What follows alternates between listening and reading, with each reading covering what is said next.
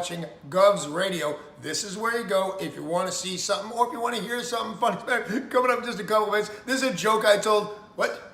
I'm not on Gov Radio? Call the police. Call my agent. Hi, I'm Danny Bonnet.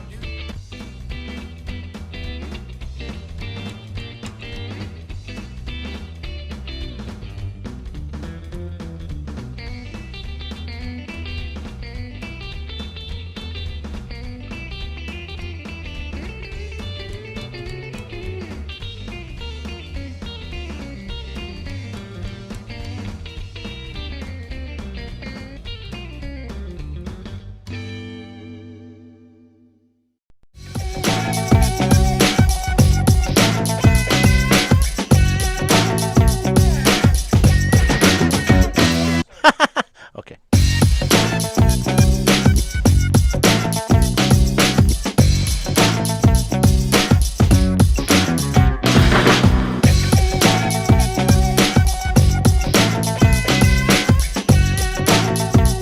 Okay, we'll just do that for now.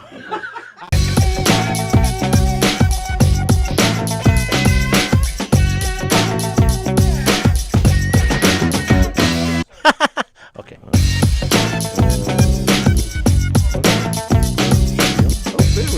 There it is. Hey, everybody. Welcome to the Governor's Green Room, live from the Governor's Green Room right here at Governor's Comedy Club in Levittown, Long Island. Big show tonight. We've got tons of comics out in the hallway today. It's electric out there. Yeah, the Little Room is killing it. Chuck Fox was just in here. We saw Mario, Chris Williamson, bunch of guys. It's going to be good times. So hopefully they pop in. Yeah, Tommy Gooch is out in the patio. Mary Capone is out there. That's where Mario's playing, in the patio. Oh, nice. In the big room, Jackie Fabulous is headlining with Amanda is hosting. Amanda, oh my God, I forgot Amanda's last name. And Olga Namer is featuring. Nice. Good old Olga. What is Amanda's? Oh, it's going to piss me off. Who's that? Tommy, is that you? Was that Tommy Farrell waving? I couldn't tell. Oh. Sorry, Hey, I couldn't tell who was waving. Sorry. Good to see you, brother. From the back, I look like him from the front. Who was that? I have no idea who that was. There's a lot of Little Room comics back there today. I think they said there's about 6-7 comedians performing tonight in the Little Room. It's sold out. Little Room is sold out. Yeah. And it is getting colder out, but that's not stopping the patio from happening. And there's a lot of big things happening on the patio. Tommy Gooch out there. Who's performing else on that bill with Tommy Gooch? Do you know? Mario. Yeah, Mario and Mary Capone. I know the two of them are out there. That's all I know. Very cool. So they might pop in as well. This is fun. This is pre-COVID governors right here with not that there was a patio before COVID, but just crowd, to have the right, crowd and so have much. the hallways crowded with people and just comics all over the place. It's fun. There's a buzz going around here tonight. Yeah. This was enjoying the it. time slot where I used to do Pasusu. It was Saturdays Yes. at 7. We would go from 7 to 9, and it was the similar vibe. We had all these comics out there doing a Little Room. And Peeking in, wondering what the hell was going on. Yeah, and then that's how we got a lot of them to join in on the fun and be part of things because they saw what we were doing in here and they wanted to be involved. Right. So that was cool. So, this is how you build a scene, man. Are you yelling at me? What's going on here? Comedy scene. I'm sorry, Don. No, I was talking with Wayne Fetterman today. Yeah. And he was asking me about other top 5s that I might want to do in the future. And I said, well, top 5 Long Island comedians would be awesome. Oh, and that's he's like, a good one. He's like, man, that will be so hard to do. And he started going off, going through them all. He got even back to Lenny Bruce and Rodney Dangerfield were both Long Island guys. And right, then sure. you got you're obviously we all know Jerry Seinfeld and Billy Crystal, Eddie Murphy. Billy Crystal. Where does it stop? I mean, it's just nuts. There's so many, Dave Attell, Amy Schumer. The list just goes on and on when we start really thinking about them all. Wow. So it'll be tough to put a top 5 for that, for Long Island comedians. And then, but it was good talking to him. He wrote the book. It's called The History of Stand-Up Comedy. Nice. I urge anybody who is a fan of stand-up comedy and want to know the roots or know your history to read this book. It's an easy read. It's a a short book. It's kind of just gets right to it, nothing too in depth, but it goes over from the very beginnings of comedians all the way through to now. So, like, do you know who like the first comedians were, or who they are? Well, I know there's a guy, and I know you're a big fan of him, and his name escapes me right now. Alan, was it Alan something? No, I'm probably wrong with his name, but there's a guy that goes back to... Oh, Fred Allen you're talking about. Fred Allen. Fred Allen. He was a radio guy. Fred Allen, he was also a comedian, but he was mainly a radio personality. Oh, all right. And But he's in like the 30s and 40s. Right, all right, but is that not the beginning of stand-up comedy? No, stand-up goes way further. Oh, so, all right, so I didn't know that. Because, not to bore everybody with the history of stand-up comedy right now, but... It's a history lesson. They used to call them monologists. Yes, that I actually knew. Yeah, and it goes back to Artemus Ward. This guy named Artemus Ward, who in the 1918 or 1920s or something like that used to write these kind of sarcastic but funny anecdotes, and then they became very popular. So he started going around on like medicine show circuit, okay, and reading these and building a fan base. And then other people would, 'cause back then there was no real thing about stealing material or whatever, and other people would read Artemus Ward stuff on stage, and that caught the eye of like Mark Twain, and Mark Twain said, "Oh shit, you could do this." Right. So then Mark Twain started doing his monologues, and, right? And Mark Twain was already famous from his books, so he was able to catch fire a little bit more. And then it goes on, and then ultimately Will Rogers was like one of the very first monologists to critique the government. I'm glad they changed the name, by the way. Yeah, no. Monogamous is hard to say. The word stand-up comedy got its name, I believe, from the mafia in the 1940s. Is that right? Well, they said like, he's a stand-up guy over there. You know, he's a stand-up guy. Oh, okay, yeah. And so, and then that became the thing. But monologist was for, having a monologue and just basically being a one-man show, standing up there on stage without, because back in the vaudevillian days, there was a lot of comedy teams and all that, and there was like a lot of skits and a lot of pratfalls and stuff like that. But then every now and again they needed a monologist to basically speak before the stage, the foot of the stage, and where the curtain is. Yeah. So while they were doing a set change, they would have him go out there. Okay, ladies and gentlemen, how's everyone? And he would be just run through a monologue. Oh wow! But so a lot of people would also hail Frank Fay as one of the first stand-up comedians. Yeah, that name I don't even know. Yeah, Frank Fay was a television. He was on early television or in stuff like or cinema in like the 30s, and he did a brand of stand-up. But I always think it goes back to. I always used to tell people Will Rogers was the first comedian, but then I learned that Artemus Ward, who goes back even further. So it's always a debatable thing, because again, stand up never stands the test of time. So it's like, was Artemus Ward even funny? Yeah, right. This shit's not funny, but whatever. And I have to tell you, I'm living the life of a poor stand-up, of just a poor actor, or poor person in comedy this weekend. Because, I was, yesterday I did the show here. Then I had to do a murder mystery, upstate New York, in a place called Fish's Eddy, New York. Fish's Eddy? And it's a crazy name, never heard of it, and there's a reason I never heard of it, because it's in the middle of nowhere. I mean, dark roads, and all of a sudden you turn on the brights and you realize that you're a foot away from going over a cliff. I mean, we were literally in the middle of nowhere. Is it upstate New York? Upstate New York, Fish's Eddy, New York. And it's supposed to be a 3-hour drive, and because of traffic, it took 5 hours. I was an hour late for showtime. Wow. Thankfully, they still, they were okay with it, and they waited for us. And then had a 3.5-hour drive back. So I didn't get to bed till probably around 2:30 this morning. Got up at 7 because I had to perform at White Post all day. Came straight here. Wow. Doing the show now with you.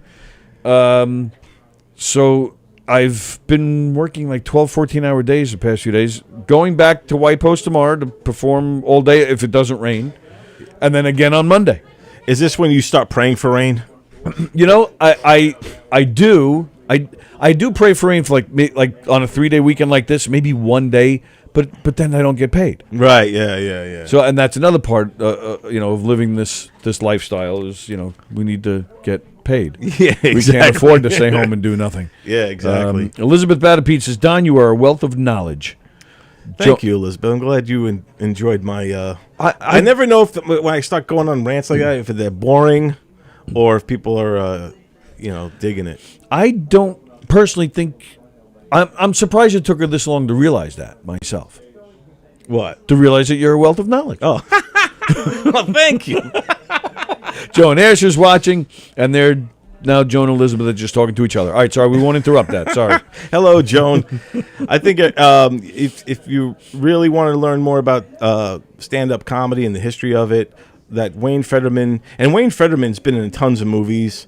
He's a stand-up comic, been around for a long time. He was good friends with Gary Shandling. Oh yeah, and he's working right now on a production with on the history, basically a bio of George Carlin, his life and stuff like that.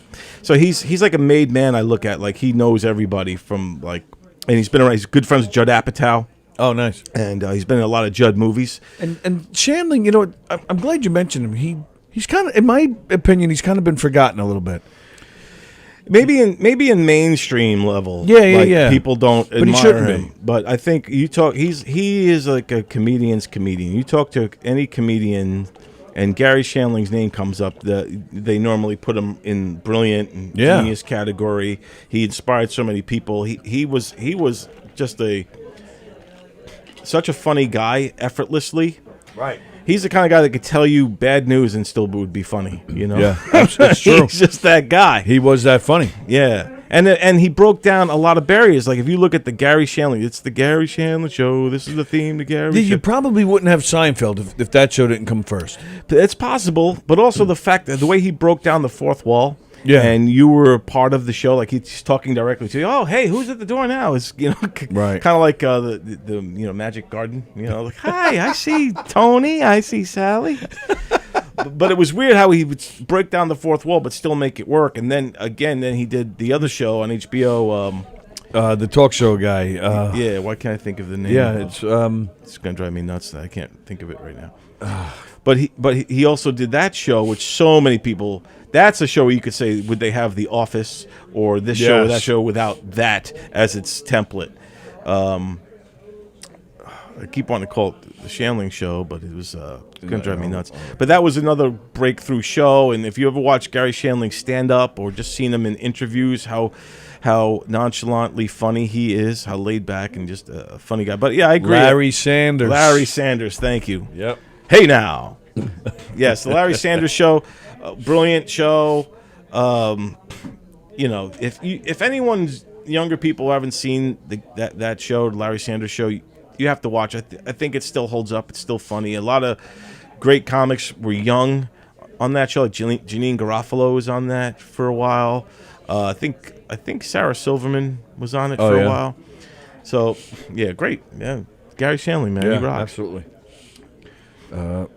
So yeah, we got a lot of action going on in the hallway there. Yeah, they're all. I think they're all getting ready to go up, and then Chris Williamson's the MC, and right. I know the main room has already started. That much I know. I don't know. I'm hoping Jackie Fabulous comes in here. I saw her quickly, and I was shocked. She did remember me.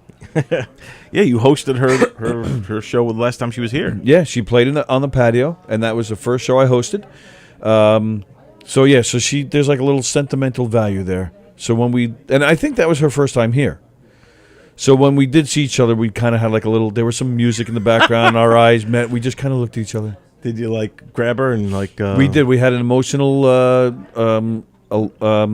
hug. Lasted I think about 10 minutes. And then when we were done crying, she then looked at me and said, "Who are you?" She said, "Get your hands off my ass." You motherfucker. Why are your hands on my ass? I'm going to kick you in the nuts. No, so she just looked at me. She goes, good to see you again. And then you could see it all over her face. She's like, I hope he's not hosting again. So I said, Jackie, we're doing I said, no, I'm actually hosting a podcast in the room there. We'd love to see you if you want to come in. All right. So who knows? But what I did do, because I was told to. No, not that I didn't want to. Where is it? So Olga Namer is featuring, and Amanda, forgive me, I'm forgetting her last name. She's hosting, and so I was told to interview them before the show started in there. So if I can find it, which I don't know why. Oh, there it is. I am gonna stick it right there, and I think. Oh yeah, there it is. See now, now I can play it for you guys. Yeah, let's watch it. All right, cool. So I'll throw it on. This is Olga Namer and Amanda. Nice. Wow, this is okay. All right, so Yes, hello. Olga's here, ladies and gentlemen. And Oh my! what? Oh, Too sorry. loud? No, I'm nothing. Right. Yep. I was getting to it. Amanda's here too. Amanda, I'm sorry. Your last name? Gail. Gail. Amanda Gail. Yeah. And you're both going on tonight? Is that what's going on? Yes. Nice. You're performing. You're doing the Jackie Fabulous show. Fabulous. Yes. Fabulous. Are you? So are one of you the feature headline? Somebody hosting. Well, what's the story here? I'm hosting it. You're hosting. Nice. Olga's featuring. Nice. Of course, Olga's feature. Yes, of course. The dynamic duo, host and feature. Nice. And have you worked with Jackie before? I have. You have. Yes. She's funny. Very. She's funny. She's so funny and she's so nice. Yes, absolutely. Well. Right. She's a regular here, Jackie. She's been here before. Oh, I'm here all the time? Oh. True. True. Olga is the I am queen here of, all the time. Olga's the queen of governors, let's Well, be honest. Yeah, I would agree with that. When is Olga not here? That's what I want to know. Oh, in the week. In the week. And every time I'm not here, I always have it in my heart. Good answer. Good answer. Because you're at one of the three clubs almost every weekend, it seems like. So when you're big and famous and you're a household name, you'll say it's because of James and Governors. Of course. Absolutely. And Laura. And Laura. Yes. James and Laura. James and Laura. James has been very But good. James, has been amazing to me. Like, very. Like, without him, I would probably live a regular life and get married and shit. Yeah, and you tried that. That doesn't Sounds- work. You've been there, done that. Yeah. I don't know. How did James? I don't want to say discover you. How did you and James meet? Let's do it that way. Oh.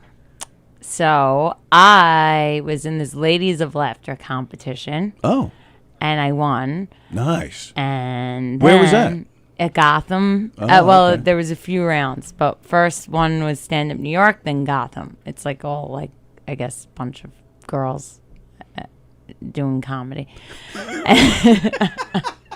Thanks for clearing that up. It's ladies, specifically. Ladies. Right. Not girls, ladies. Ladies. So then I won, and then this girl, so Ann LaPuma, you know Ann LaPuma? I know who she is. Yeah. She was there, and she's like, oh, I do this show at Governor's, blah, blah, blah. Do you want to come and do it? And I was like, okay. Well, she said it's getting paid, so, There you go. I'll do anything for money. And I'm kidding. Like literally anything. No, but in the beginning, remember when in comedy we made like $10? You're Yeah. like, oh my We're God, professionals. I'm rich.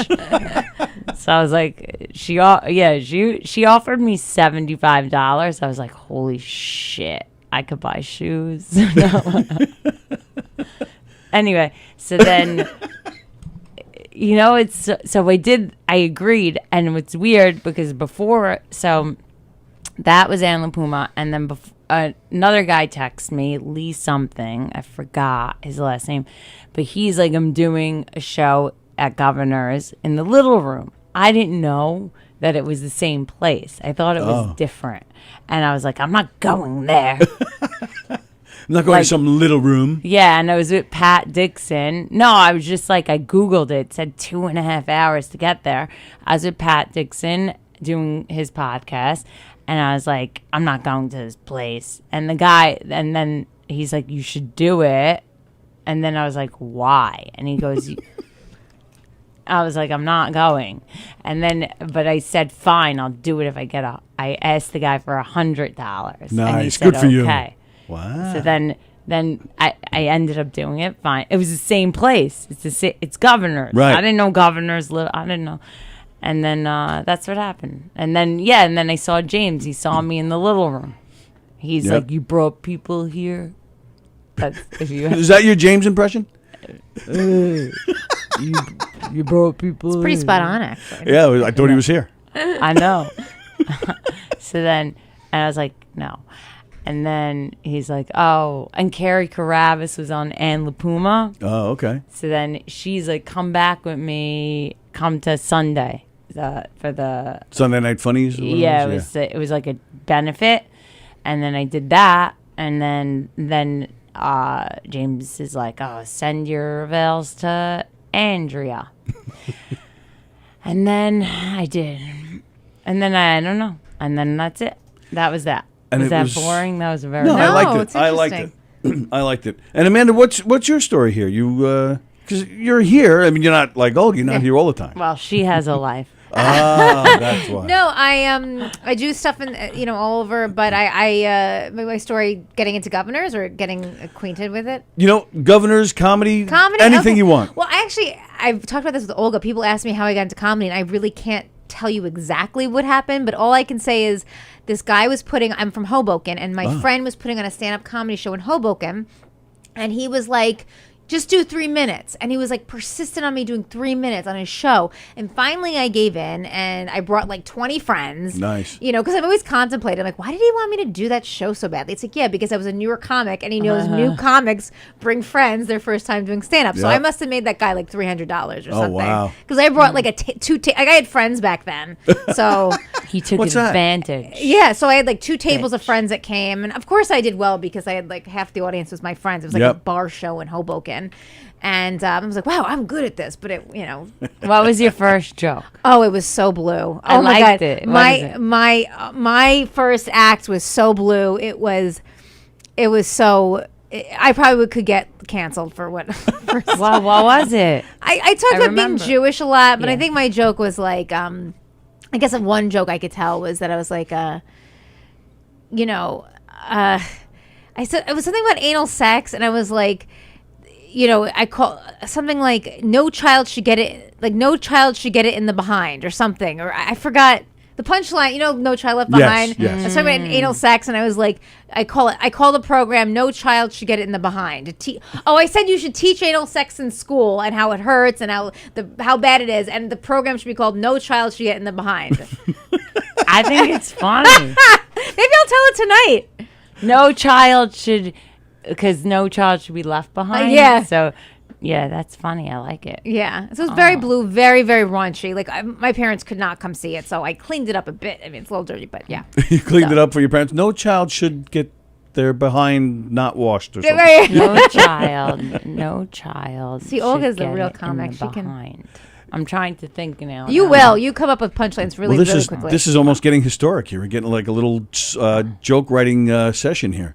Yeah, sometimes you're like, oh, that joke's bad, don't do it anymore. Then you revamp it, and Yeah. someone's like, why don't you try this? And it's like, oh wow, that's actually a better joke. Is So- that something you worry about though when doing your sets? As far as who's in the audience. I mean, Yeah, I like do. when it comes to family and stuff Yes, like that. so sometimes if there's adults in the audience, I guess I'm an adult, so which should I say? But like people that I look at, I like don't feel parents like we're figures. adults, though. I know. Yeah, I hate that word. Comedy Right? keeps you young. I think comedy Yeah. keeps you young, but I still feel like I'm 10. I think like 22. But you said, Yeah, this is yeah. yeah. I still feel like I'm like out of college, so I still. But if I see someone like my parents' age in the audience, I get like, oh, this isn't nice to say sometimes. Right, So right. Really? do you get like that? No. Only if I see Jews, like religious. I go, oof. Is there a lot of Shit. religious Jews that come to They cock block. like they joke block? They Joke block. Joke block. But that's interesting though because But you sometimes they love me the most. But then I guess because when I see a religious kind of Jew type, I guess that's where I think, oh, my parents like that, Right. and they're gonna hate it. And that is- 'cause that's But a they big end part up of your act. liking it. Yeah. Well, one time, James actually got a complaint from Orthodox Jewish crowd. They're like, she made fun of sticking a meat spoon in milk. What? Yeah, she mocked our religion, and then James doesn't know he's like, what the fuck is a meat spoon? Like, like Right. Yeah, Felicia I'm did, actually right? wondering that too. I have no Felicia, idea. yeah, you have meat and milk. You Yeah, separate them. So And- then, What do you mean like when you're eating them? No, my household we Yeah. have meat dishes, meat utensils, and and dairy utensils. separate meat and Oh. milk. Yeah, Yeah.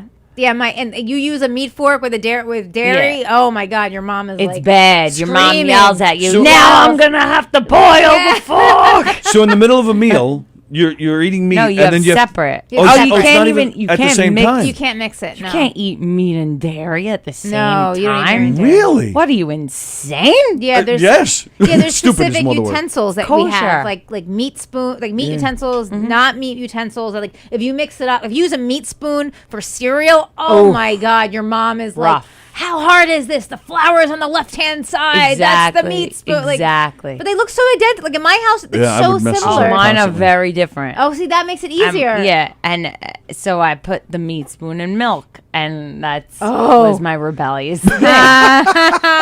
Fuck you, mom and dad. Yeah, but this is, and then also with the meat and milk, like, okay, let's say if you eat meat, there's like X amount of hours you wait until you could have dairy. Yeah, 4 hours. It's 4 hours. Mine is 6. 6? Why? I Yeah, thought you it was had a 4. way more lenient household. Conservative Jews. Mine is 6. Wait, it's 6 hours? I thought it was 6 okay. hours. Well, do you ever hear Elon Gold has the funniest joke? You know Elon? Yeah, he's one of the best. He has the funniest joke about it. He goes, Jews, they're obsessed with time.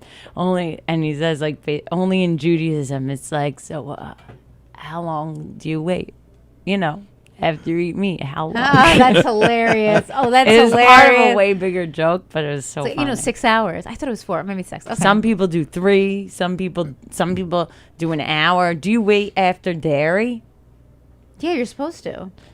People wait less for dairy. They wait. I don't if you eat a lot of dairy at all. Then an hour. I don't eat a lot of dairy at all anymore, so that's takes care of that. But we always waited 4 hours.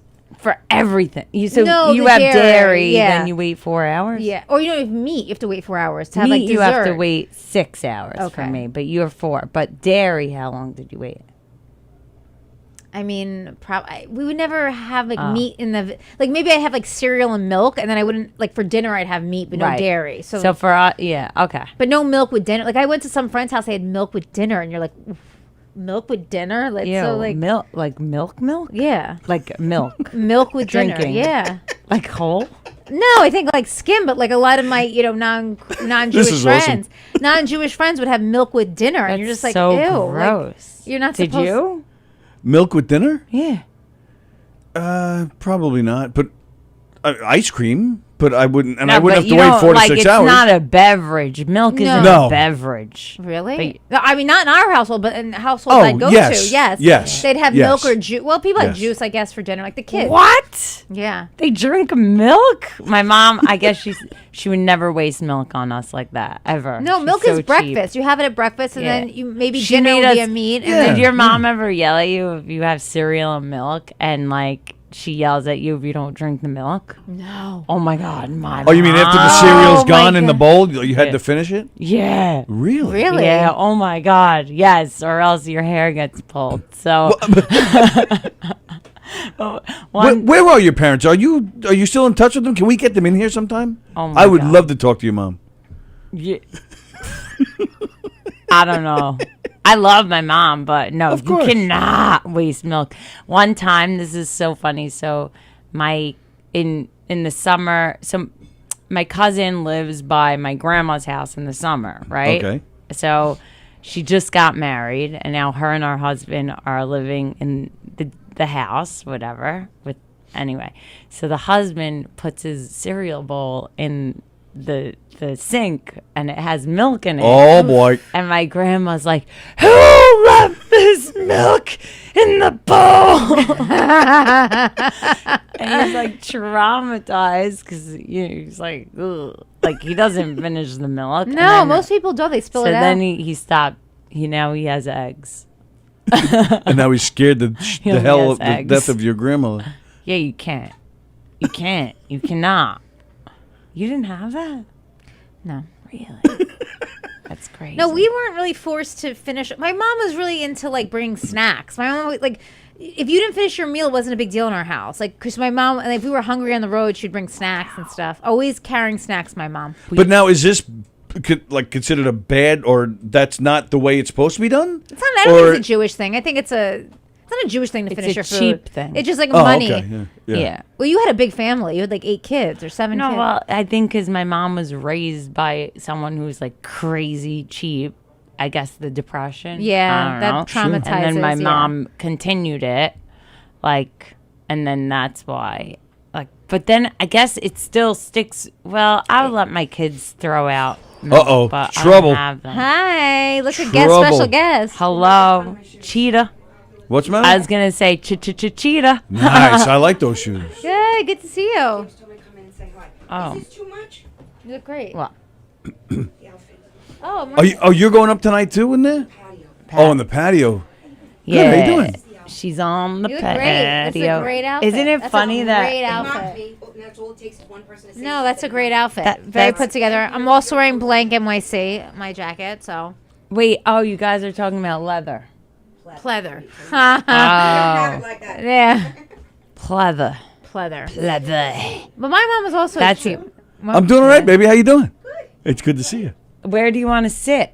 I can't sit long. The show's going to start in 15 minutes. I think also our show. So what's the story? Well, it's supposed to start 15 minutes ago, but Oh, all right. Sugar, you're worse than me. Sugar. Wait, I got to get a Yeah, Sugar. well, there's water there, but they're kind of warm. I don't know. If, yeah, they got them in. Yeah.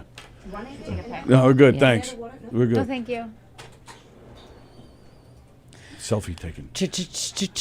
Chia. Yeah, my mom was cheap. My mom grew up poor also. She grew up in the Jewish ghetto or the Jewish projects. There's such a thing as a Jewish. I'm learning so much Big today. Yeah, in time. the Bronx. You there- didn't know? I think in the 50s and 60s there were like Jewish projects. Really? Yeah, in like Castle Hill in the Bronx. So my mom grew up in that, and so she was cheap in other ways, but not with food. Like if we didn't finish our food, she wasn't crazy about that. My mom used to bribe us. She goes, "If you eat this old chicken, I'll give you this old cake." That is so funny. That's a great line, actually. That's yeah. so fucking funny. She would say that all Can the we curse on this thing? Or Absolutely. Okay. Yeah, let's curse. Fuck yeah. Fuck yeah, let's curse. Oh, I That's like the way really you funny. said that, actually. What if you eat Fuck this yeah. old chicken or fuck it? yeah. Which You know the way I said it. Fuck yeah. I think I need a face implant, Absolutely not. a replacement. So, yeah, she would do that, and then yeah, that's what happened. She doesn't like to waste. And wait, there was one other thing I forgot. I don't remember. I don't remember. What? It's hot in here? That's because you the just AC came in here, baby. That's right. I did turn the AC on. It's, Should we do another video? I just ran into I think I look the whole crew disgusting. that knows my ex-husband, the whole crew that we kind of hung with in Bayside in there. What, in the little room? Which Oh, my ex-husband? I only got one. Well, I'll collect another one. honey, you are a slut. No, you God- have God you have bless an him. ex. Stop, you're complimenting me. Go on. No, you had another. You had a sort of another. Ex-fiance. Yeah. So potato, whatever. No. Here's the man. Here's the Okay, we man. gotta go. All right, wrap. Oh, We're out. he, All right. have to he's bomb. doing his. I have to he's bomb, like, guys, do a sorry. little No, you're not dance. bombing. Wait. Before we go. All right. Well, come back later. I gotta go ruin right. this show tonight. No, God Absolutely forbid, not. You guys are going to be great. Jackie Fabulous is great. I've worked with her. Wait, I appreciate you think guys need to- stepping in. Thanks, Mary. No, we love you. Yeah, come back later. Thank you for having us. Oh, thank you. I really appreciate the Gotta time, go. as We gotta always. go. Oh wait, is it a picture or a video? I always. Oh, picture? I don't. Hello. Even with the good filter, I look disgusting.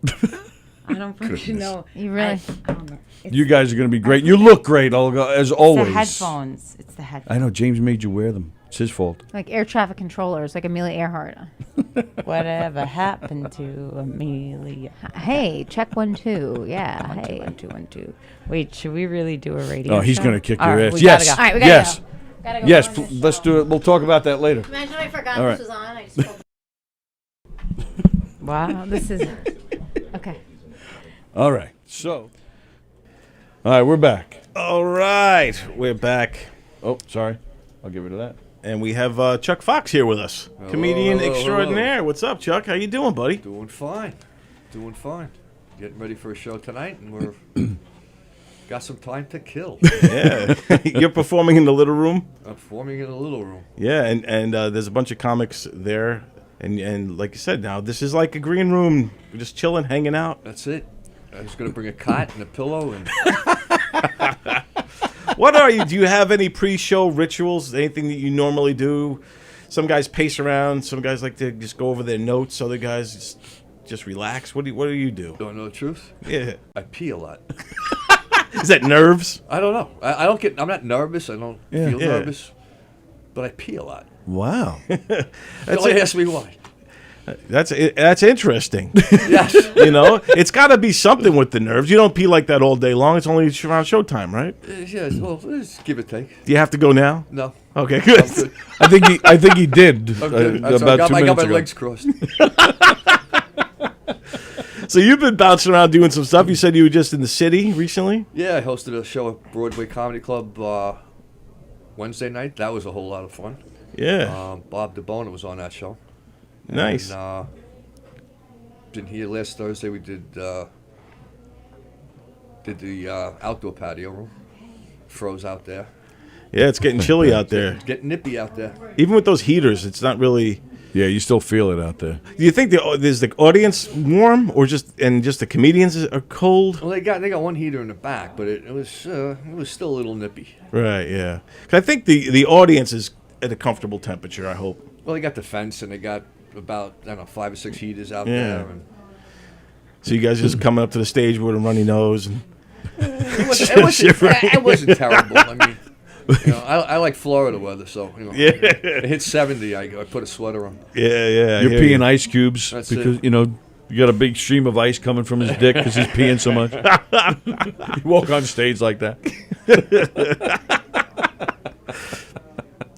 So so we were just talking a little bit about Dave Chappelle has this comedy special out there. This guy likes to push the envelope. Do you push the envelope on stage? I get in trouble a few times, but I mean, I don't care. That's how you have to be like that, right? To be a comedian, you can't care. You can't edit yourself. Sometimes you have to say your own truth, right? Yeah, and how can they kill a career that doesn't exist? So you're not afraid of getting canceled. No, what are they gonna do? Getting canceled might help your career. I was about to say, that's a good thing, right? You get some attention. You can't go up 15th anymore. That's it. You're out. Wow. When you write material, where does that come from? What goes into your style? Like for people at home who have never seen you perform, how would you describe yourself? I talk a little bit about getting old. I talk a little bit about it's something a guy 64 sees today, Right. Yeah. as opposed to what it was, and you kind of make fun of it. You got they had the Navy come out with they're offering transgender surgeries to all the sailors. They're calling it Operation Make Waves. Yeah. So that's stuff like that. You think about first of all, you look good for 64. Thank you. But being a 64-year-old guy, you've seen a lot of evolution throughout the times. Like, you know what I mean? You grew up probably grew up in the 70s, 60s, and 70s? 70s were the main. I guess the formative years, Yeah, and you take those teenage formative years in the 1970s to today. These same kids at that age, teenagers. It's like Mars and Earth. It's like two different worlds. It's gone crazy. Every comedian should be forced to sit down and read the biography of Lenny Bruce. Yeah. All right, and what it was like then, and what it's supposed to be. Yeah. All right, because there's not supposed to be rules.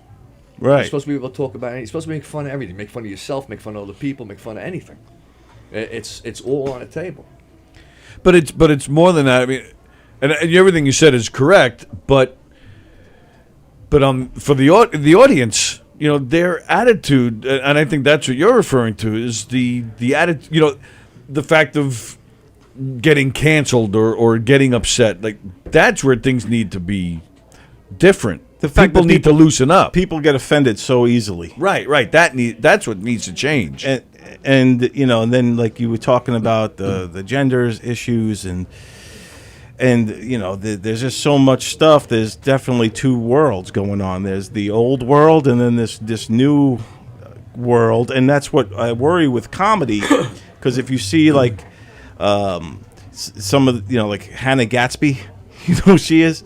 Hannah Gatsby's this really woke female comedian who's not funny at all. I don't think woke comedy is funny. I've never heard a woke comic and go, that guy or girl or whatever that is hilarious. I've never had that. So I think comedy needs to be edgy, needs to push, and it needs to hold the mirror up to society and say, look how ugly you are. Yeah. Look how stupid you are. Look, see, this is what you're doing. Exactly. Stop doing it. Exactly. Right. But the solution's simple. Just what you got to do is take all the ethnic jokes, all the racial jokes, all the stereotypical jokes, and just say Canadian. Nobody gives a shit if you insult a Canadian. Right, yeah. That's what somebody told me they did. Instead of Canadian, they said lawyer. Lawyer. Yeah. You take every single racist joke you've ever heard instead of whatever race, like it's a Polish joke or whatever. Remember, Polish jokes were really popular back in the 80s. You replace the Polak with a lawyer. Right. That's hilarious. How many lawyers does it take to change a light bulb? Exactly. You got to save a fuck. Yeah, exactly. When I was a kid, grew up in Brooklyn. We grew up. I mean, we had everything when I grew up in Brooklyn. All right. We got mainly it was a lot of Irish, a lot of Italians, a lot of Polish. Yeah. And all we did was say stupid, Italian jokes, Polish jokes to each other. Yeah. Right. And nobody gave a shit. Right. No, not Nobody at all. cared. Now, when you rode bikes when you were a kid, were you wearing a helmet? Hell no. We didn't have brakes.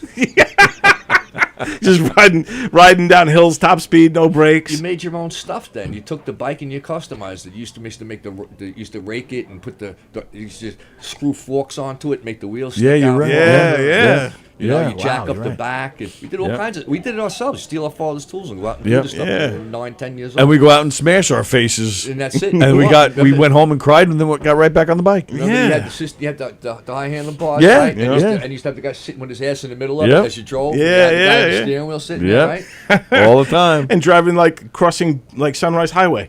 Yeah, right. Yeah. Hurry up! Yeah, the guy in the front seat. One guy standing on the front seat, one guy standing on the axle in the back. Yeah. Yeah.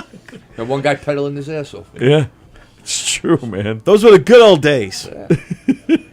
No, the world's crazy, man. Now it's nerve wracking. I mean, I think some of it's good. If you look at some of the things, the sensitivity training we've been getting through the world, the HR department that I call our government has really been. I think there's some good there, but I think also you can't force people to and cancel people if they don't say what you want them to say, or if they don't fall in line. And I think that's what makes comedians important, because throughout history, comedians have always been the front lines of pushing the envelope and showing the hypocrisy. It's almost the first line of defense. If you stop a comedian, then there's nothing to stop anything else. Right. Right? Because the comedian was never afraid to get up there and say what he thought.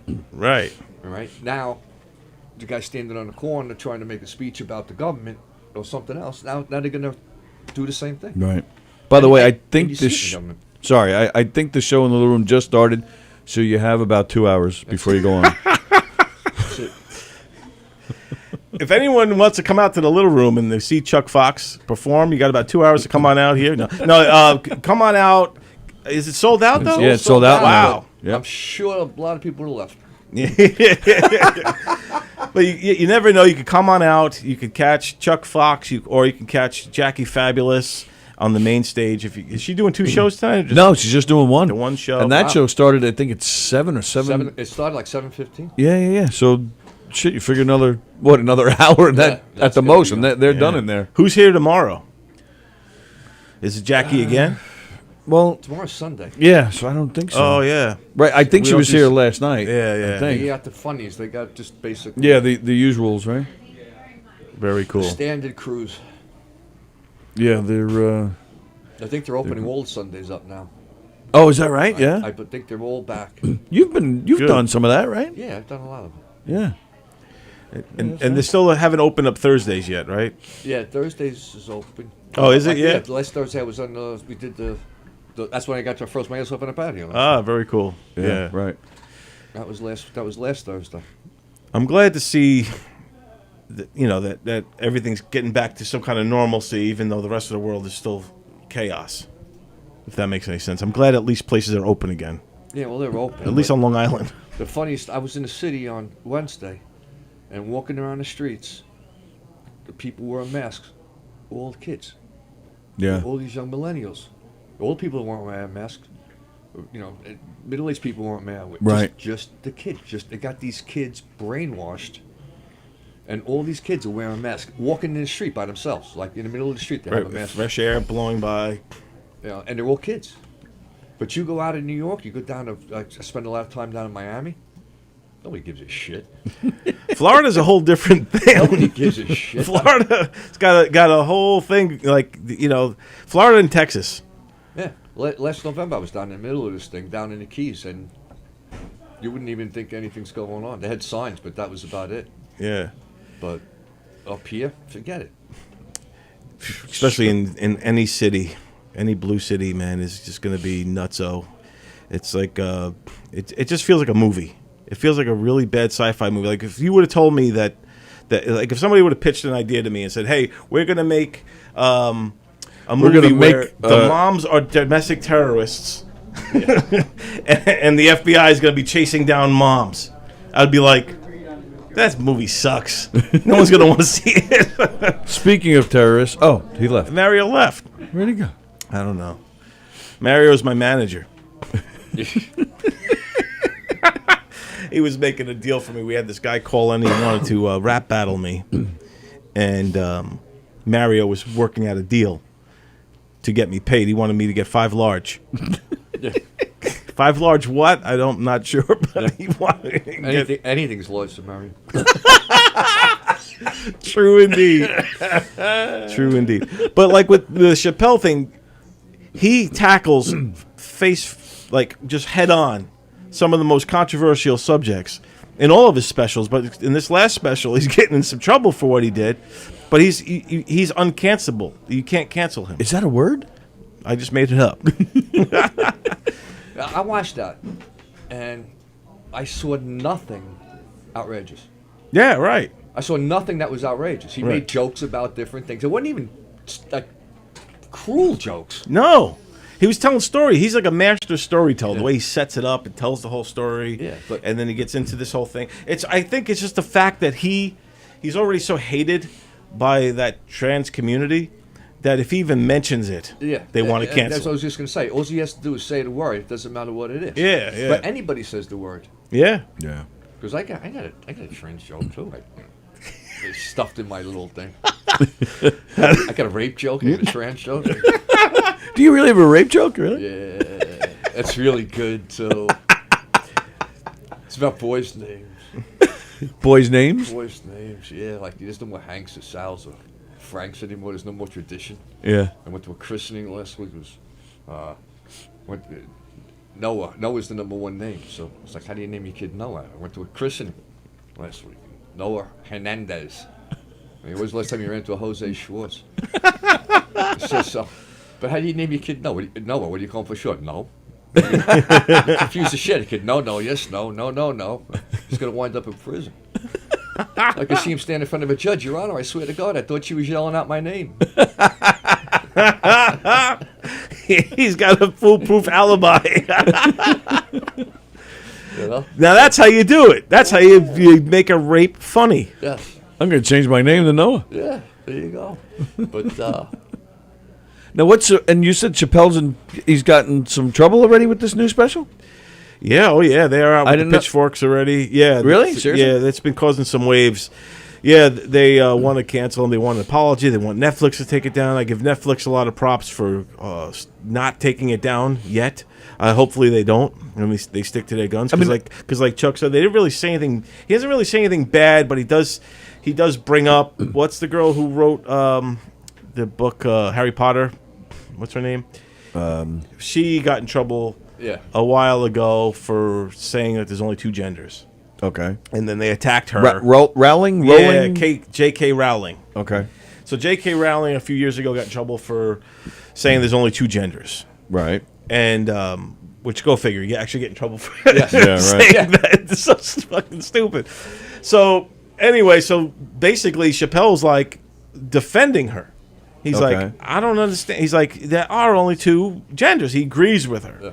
And they have some word, I forget what the word is, that they call somebody, like the community, the trans community had like a word that they classify people that believe in only 2 genders.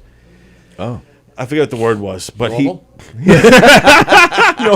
and basically Chappelle says, call me that too, because that's me, and that's one of the catalysts that caused this whole thing. I think all it did was make a ton more people watch this Netflix special to see what all the hoopla is about, and more money in Chappelle's pockets. The reality is, more people don't give a shit than give a shit. Right? Yeah, exactly. Exactly. Yeah. All right, and they're allowing this voice to take over. Yep. The minority, like they're letting it all started. Like, remember, one person could change everything. So it was like back in the day, like I don't know, 20 years ago, like one atheist guy would complain about "In God We Trust," and then all of a sudden, because of that one guy, they start to make changes. So then, of course, all these other people are like, "Oh shit, I want one. you could I do want that." mine. I Yeah, want a and then piece. then the snowball begins. Yeah. It's how it starts. Once you start bending to an individual, You set that precedent. That's it. Then, right. Because too many individuals. I'm just gonna make a rule. Look, when you go outside, you have to wear clothes. Okay. Yeah, but see, I'm against that. Yeah, well, well, we have a big problem if I see you outside with no clothes. Well, that's true. Nothing personal, but it's yeah. not you I'm thinking of when I say, when I'm But, against that. you drive on the right side of the road. You wear clothes. There's certain things that this is for everybody, and whatever you want to do, go do it. Be happy. Yeah. Go. That's the thing. Knock yourself out. I Be what think- you want to be. Leave me the fuck alone. I think us normal people are more tolerant, right, than the ones that claim that we're not tolerant. So we're like, look, we love everybody. I'm fine if you're gay. I'm fine if you're trans. I'm fine if you're whatever color you are, whatever religion you are. It's them who are saying that's not good enough. Yeah. And it's like, what do you want? Yeah. How come that's not good enough for you? And that's why, like, Dave Chappelle makes those points in this whole thing. And one of the people that came out on Twitter against him heavily was, there's a show out, I guess, called Dear White People. Have you ever heard of the show? Yeah. So the person who created and directed and wrote Dear White People, which is a show that's supposedly from a black perspective, Okay. it says that they want Chappelle canceled. So did you ever see the person who wrote and created this? It's a white guy, woman, whatever. It's a white guy with piercings. A white person. Yeah, and a white human being speaking for the black race to cancel a black man. So what's going on here? It's crazy. Somewhere along the road, the word tolerance and acceptance got merged. Right. They're Yeah. two different things. Right. You know, Yeah. you got to tolerate the neighbor's kid banging on his drums at 11 o'clock at night with his band. You got to tolerate that. You don't have to accept it, but you got to tolerate it. Just Right, keep right. the peace. There's things you have to tolerate. You have to let people be what they want to be. You don't have to accept it personally. Right. You don't have to say I agree with you. Right. Right. But you tolerate But you it. tolerate Right. it because they can do whatever they want. This is America. Exactly. You can be or do whatever the hell you want. But you Bless don't you. have to accept it. Right. Acceptance and tolerance are two different things. And that's the thing is we're I think most people are able to accept and tolerate or tolerate for the most part whatever differences. Yep. But the other side can't accept or tolerate us. They want you to accept it. Right. Okay? Yeah. You Yeah. know, teach my kids this. This is what I want you to teach them. This is no, I don't. That's your thing. That's Right. not my thing. Exactly. Yeah, because now it's getting leaked into the schools. Yes, listen, you do what you want to do. Do whatever you want to do. God bless you. Go have a ball. You want to have a beer? Let's go have a beer. But you know what? You keep your life on your side of the fence, and I'll keep my life on my side of Right, the fence. And yeah. that's it. And that's the way the world should be. I agree. You have 360 million people in this country, and everybody has an opinion. That's 360 million opinions. Right. Yeah, you're absolutely right. And I think you should run for some kind of office because you have my vote, Chuck. I would do one background check on me. Are you kidding? Hey, Mary. I'd make Hunter Biden look like the Pope.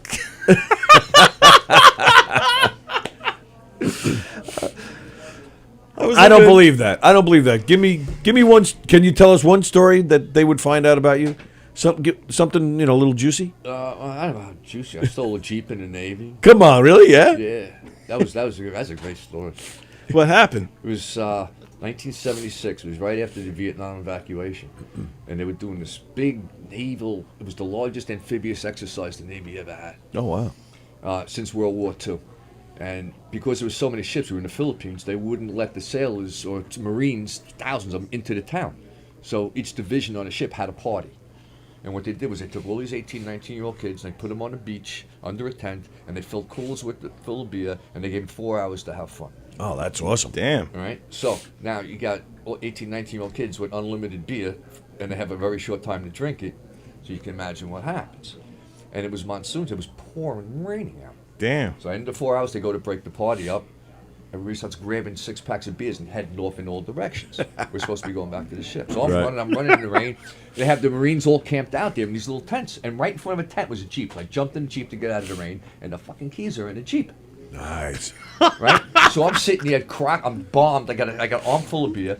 I start the Jeep, and I start heading back to the ship with the Jeep. In the pouring rain. I don't know where I'm going. And I see these 4 guys walking down towards the ship.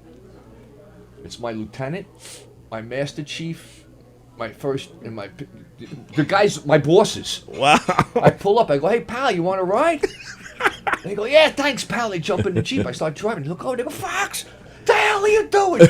Driving a Jeep. I'm taking you back. You go, what happened? Some guy asked me to bring it up here. I pull into the thing, and they go running up the deck. We go running in, and they take me downstairs, and they go, you're gonna get this, and we're gonna put you in. I go, guys, you in a stolen Jeep with me. I swear to God, I said this to my lieutenant, my friend. I said, guys, you in a stolen Jeep with me. You're gonna get in as much trouble as I am. Wow. That's those Brooklyn street smarts coming out. So they look at me and they go, we'll just get out of here. Right? Captain comes on. Next morning, Captain comes on. He wants to know who took the Jeep. He wants them upstairs. The captain in the boat. Yeah. Damn. Wouldn't let me out. They wouldn't turn me in. Nice. They were afraid of getting their asses in trouble too for being in the Jeep. Yeah. And not turning, like they should have brought me to the front. No, they went downstairs, then they started yelling at me. That was great. That's awesome, man. So how long were you in the service? 4 years. 4 years. You were in during that Nam era? Right after it. Right after. It was the second evacuation we participated in 76 that nobody knows about. And that evacuation went smooth, unlike Afghanistan. No, the Vietnam, the first one, the one I just missed. I just missed the boat. I picked the boat up right after. Right after that. That was they were pushing helicopters off the decks. Yeah, that was what. Really? If you ever watched the video, that ship Saigon? pushing a helicopter off the ship. Yeah. That was the ship. That was my ship. Holy shit! Yeah, that was Blue Ridge, and I picked it up. They went from Vietnam to the Philippines, and I picked it up in the Philippines. Wow. Damn. From A school. It's just crazy how history repeats itself, huh? That was a mess. That was a mess. And then you find out that he didn't listen to his generals. They said, leave the army, don't give up the air bases, everything will be okay. He didn't follow it. But he doesn't do tweets. Just gives up billions of dollars of bombs. God. I don't know, man. He left a full arsenal, some money. I don't know. I was waiting to see if there was a bow on top of it all for him. I'm surprised he hasn't offered to buy them back. Yeah.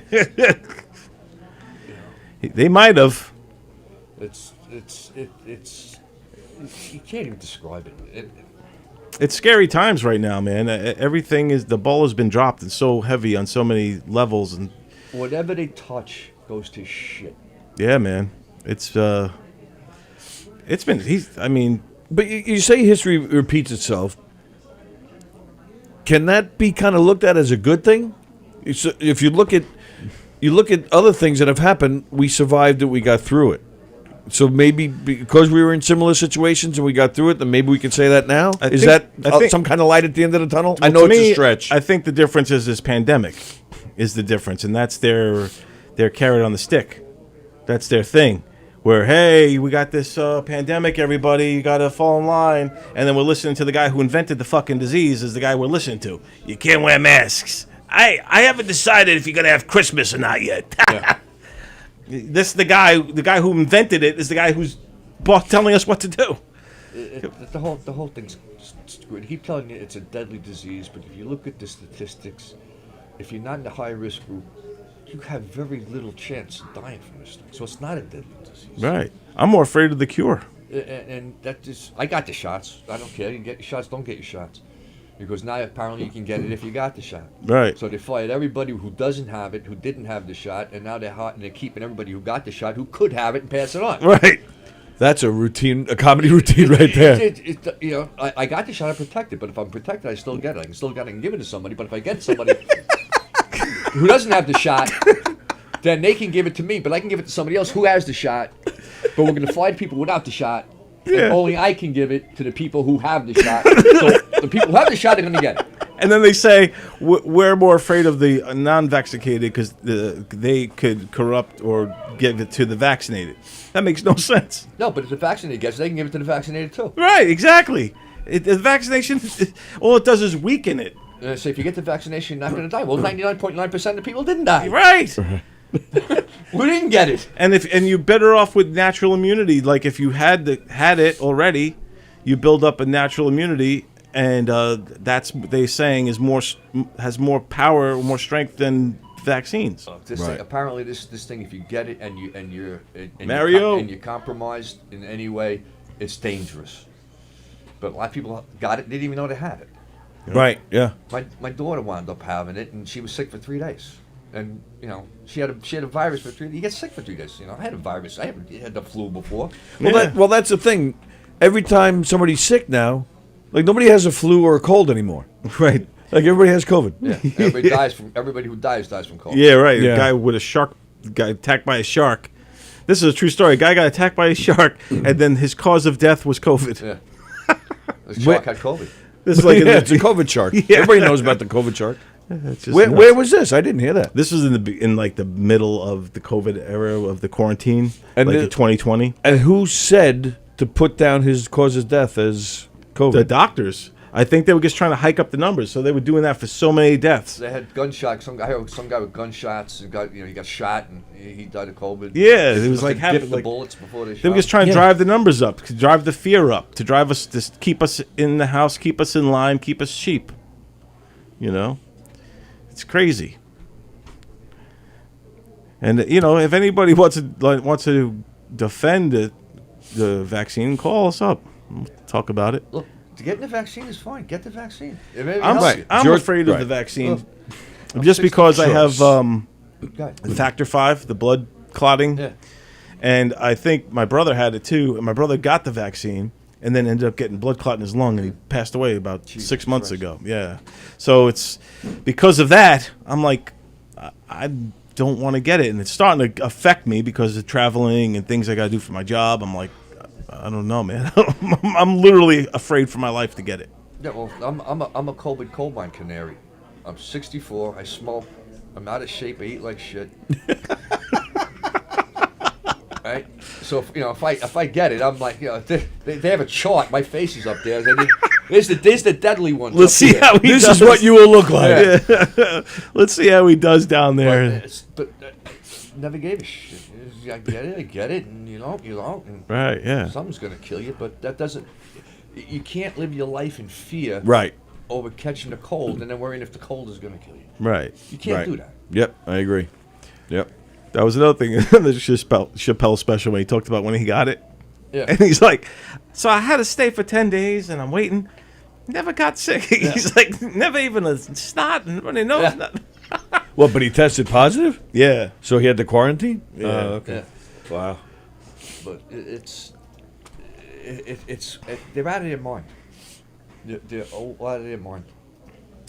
it's scary times, man. And we'll see what happens. So the answer to my question is no.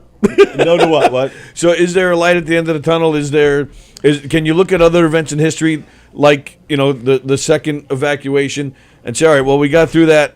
It was messy, it was crazy, but we're okay? Mario, come on in, buddy. Mario's here. I think there's always a light at the end of the tunnel. I believe in that America will always be able to withstand these times. We've gone through other times that were bad. We've gone through depression, the Great Depressions. Right. We've gone through the Carter era. So I think that, we'll get through this, but the question is, how long will it take? And what's it going to take? And where are we going to end up? Are we going to be a woke society, forced into it ultimately, or are we going to rebound back? These to are some kind of perfect norm? questions to ask because the expert has now joined us. Yes, we have Mario, my manager, is here. How you doing, buddy? What's going on? Good to see you, man. Here, pound it. D-Love said he's going to be calling in. I think he was just calling, but we were in the middle of a conversation, so I didn't answer it. Oh. So DJ, if you're watching, call back. Call back, buddy. So I guess we got to let Chuck know what happened. So DJ D-Love is this rapper, quote unquote, who had a rap battle with me, and Mario was helping to negotiate what we were the prize was gonna be, and we're gonna now, if D-Love calls in, I guess we'll just pick it up from there and see what the heck happens. Chuck looks very interested in this. Send me the tape. Yeah. I told him he has to put 10 large on the table. There you go. Then You we'll told do- him 20 large is what you told him. 20? Okay, You so told him 20. D-Love, I'm giving you actually a little bit of a break, because it's Columbus Day, otherwise I would give you That's nothing. right. It's the big day, Columbus Day. Yeah, now what am I hearing about Columbus Day? Columbus? You're actually in the Columbus Day parade in New York City? You're New York City. And not just one float, but two? 2 floats. 2 floats. How does that work? You jump off one and go to... What? Yeah, What? yeah. Wow. I've been doing it for a while. I'm on the Brooklyn Diocese float 19, as I was told. And then sanitation, DSNY, I think it's 21. Very cool. That's awesome. For what reason? Like, what are you representing with the sanitation? Are you the Nina or the Pinta?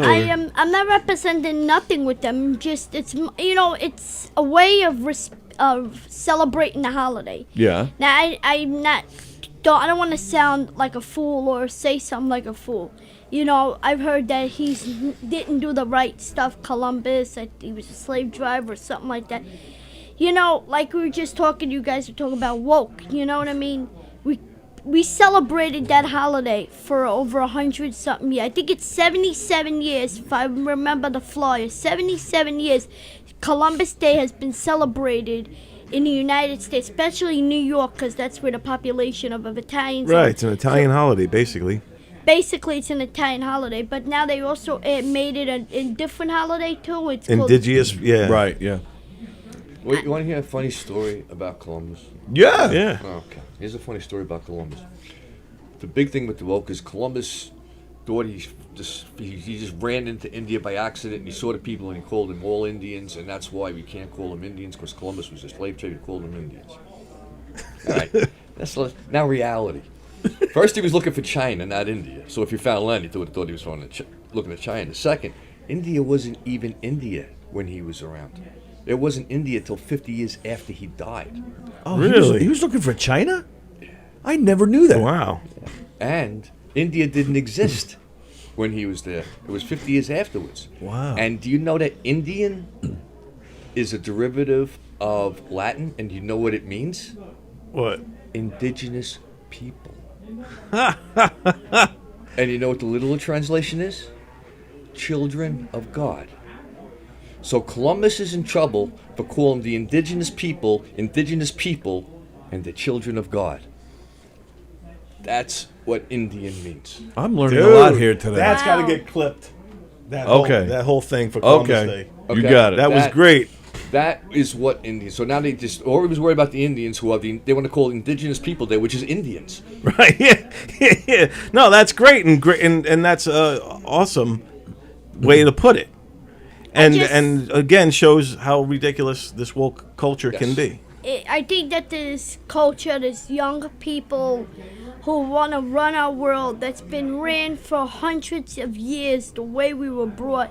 Why? Leave things the way they are. Like if they say, hey, we want to take a statue down. Why take a statue down? You're one person. You don't like it? Turn the other way. I hate to be like that. I hate to speak like that. But don't,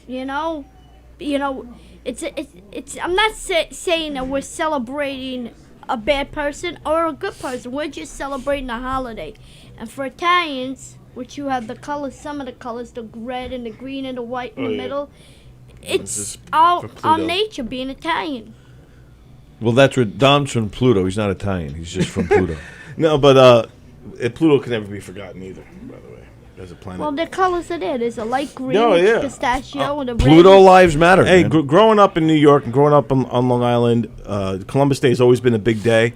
Big. It's for the mainly for the Italian culture and all that stuff, but also for our country being discovered, and they can't take that away. This is the man who discovered the country, and look, the fact is, whether he's a good guy or a bad guy, we'll never really know, right? But most of the people from those times were slave owners, and then they ran the things a certain way. That was the culture then. That was then. Yeah, This that is was then. Now we've all evolved and we understand things. The way I say it, and I hate to cut you off, the way No, I it's say good. it is that if they didn't stop it when it was happening then, who are we now to decide if it's good or bad or right or wrong? They should have stopped it. If he was such a bad person, why didn't they jump in and say, hey, you're not a good person, you don't get to be celebrated? We celebrated this holiday for hundreds of years. We've been marching down Fifth Avenue from 34th Street, 42nd, 47th. Why now all of a sudden do you want to change what's been made and been in stone? What do you think about that, Tony? You're Italian of some kind? I am Italian of some kind. The thought that I had was that you really did want to cut Don off. That was kind of what I took out of this. I'm sorry, Don. No, that's real good. How old are you? Because you said the younger culture. How old are you? I'm 48. I'll be 49 in January. And Oh, I didn't realize you were that old. And who am I to say if somebody said, hey, we're going to do a petition because we don't like Govs Radio? Who am I to say, no, you're right, let's join in? And There's do a that? lot of people that don't like Govs Radio. But you want to know I want to something? throw my ass out of And here. they tore down your statue. That's right. I Pissed don't- on it. Tony, you got a statue? Ooh. If we get canceled, don't blame me. I'm sorry. Well, it's because they want to have a Govs Radio holiday, you see, and they just, they're trying to stop it from you happening. know what stops them from saying, hey, let's cancel Thanksgiving because it was involved with the Indians? Hey, let's They're already cancel. trying that too. Yeah. Well, let's cancel Christmas. It was a man that was born with a cloth. They say his name is Jesus, but we're not going to Well, celebrate that. Let's cancel that too. But even that, his birthday is not even. That's not even his birthday. No, it's not actually. But we who are to rejoin things that weren't or right or wrong. You know what I mean? Yeah, I agree. Like like Fauci now is deciding whether or not we should have Christmas. Fuck Fauci. I wanna. If he says we're not having Christmas, I wanna go behind his door and take some pictures and go, look, asshole, you got 52 people in your house, you fucking fat jackass. There was a great quote. Somebody said, he goes, I was watching last week. I was watching, 50,000 people in a stadium watching Tom Brady play against his old team in New England. Everybody was chanting, and then it occurred to me, he's like, Fauci, we've moved on without you. Somebody, so who posted that? I saw that too the other day. We're thinking about whether we should get together for the holidays, and then right below it is the full stadium of people. Yeah, So yeah. if it's okay for them, they're gonna say, well, those people have been vaccinated, so they're allowed to hang out together. Really, you asshole? All you need is one, and then the whole bunch is rotten. That's right. I think we need to get rid of Fauci. We got rid of Cuomo. Let's get rid of Fauci. I say, yeah, let's get rid of him. I This would is- love to this get is rid of the that year guy. This is the year to clean house. I don't see him grabbing anybody's ass, though. Yeah. He didn't grab anybody's ass, but he sure fucked up a lot of people. Yeah. I invented it. Now you gotta listen to me. Mask, no mask, 2 masks, 3 masks. Next they're gonna Vaccine, boosters. Next, they're gonna say, take your smelly underwears and put them over your face. There's a lot of people in this building that do that already. Oh yeah, I could tell. I know a handful, but I can't. I can't wear the mask anymore. I just can't have that thing in front of me circling my air because I'm a hypochondriac, and then I think I'm breathing heavy. What is it? Oh, I got a pain. Oh, I got another pain, and I can't. Fuck it. If I'm gonna get it, well then that's what God had in plan for me. If not, well then that's the next step. You never got it? I did. I got it last year. Oh, you did? Sunday was 1 year that my mom passed, and Really? It's been a year already since your mom passed? Wow. Yeah, God Sunday bless. was a year, Holy and, moly. and I got COVID 2 weeks prior before that, mid September. I got COVID, and Wow, man. I didn't feel shit. I ate, drank, walked around. I was like, take your mask off. I was like, how the hell with it? Yeah, so you built up your own antibodies. Well, to a certain point, and then I was going to L.A. and I was going to Vegas, and I said, let me just get stuck with one shot, and I got asthma from it. Thank you, Dr. Fauci, my dear doctor and pal. I saw the best meme.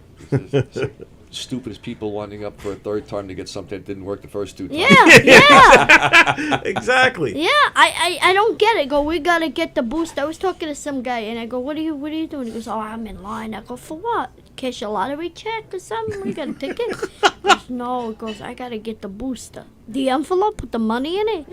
No, the booster. I'm like, why would you get another? So then what if they say we need number 4?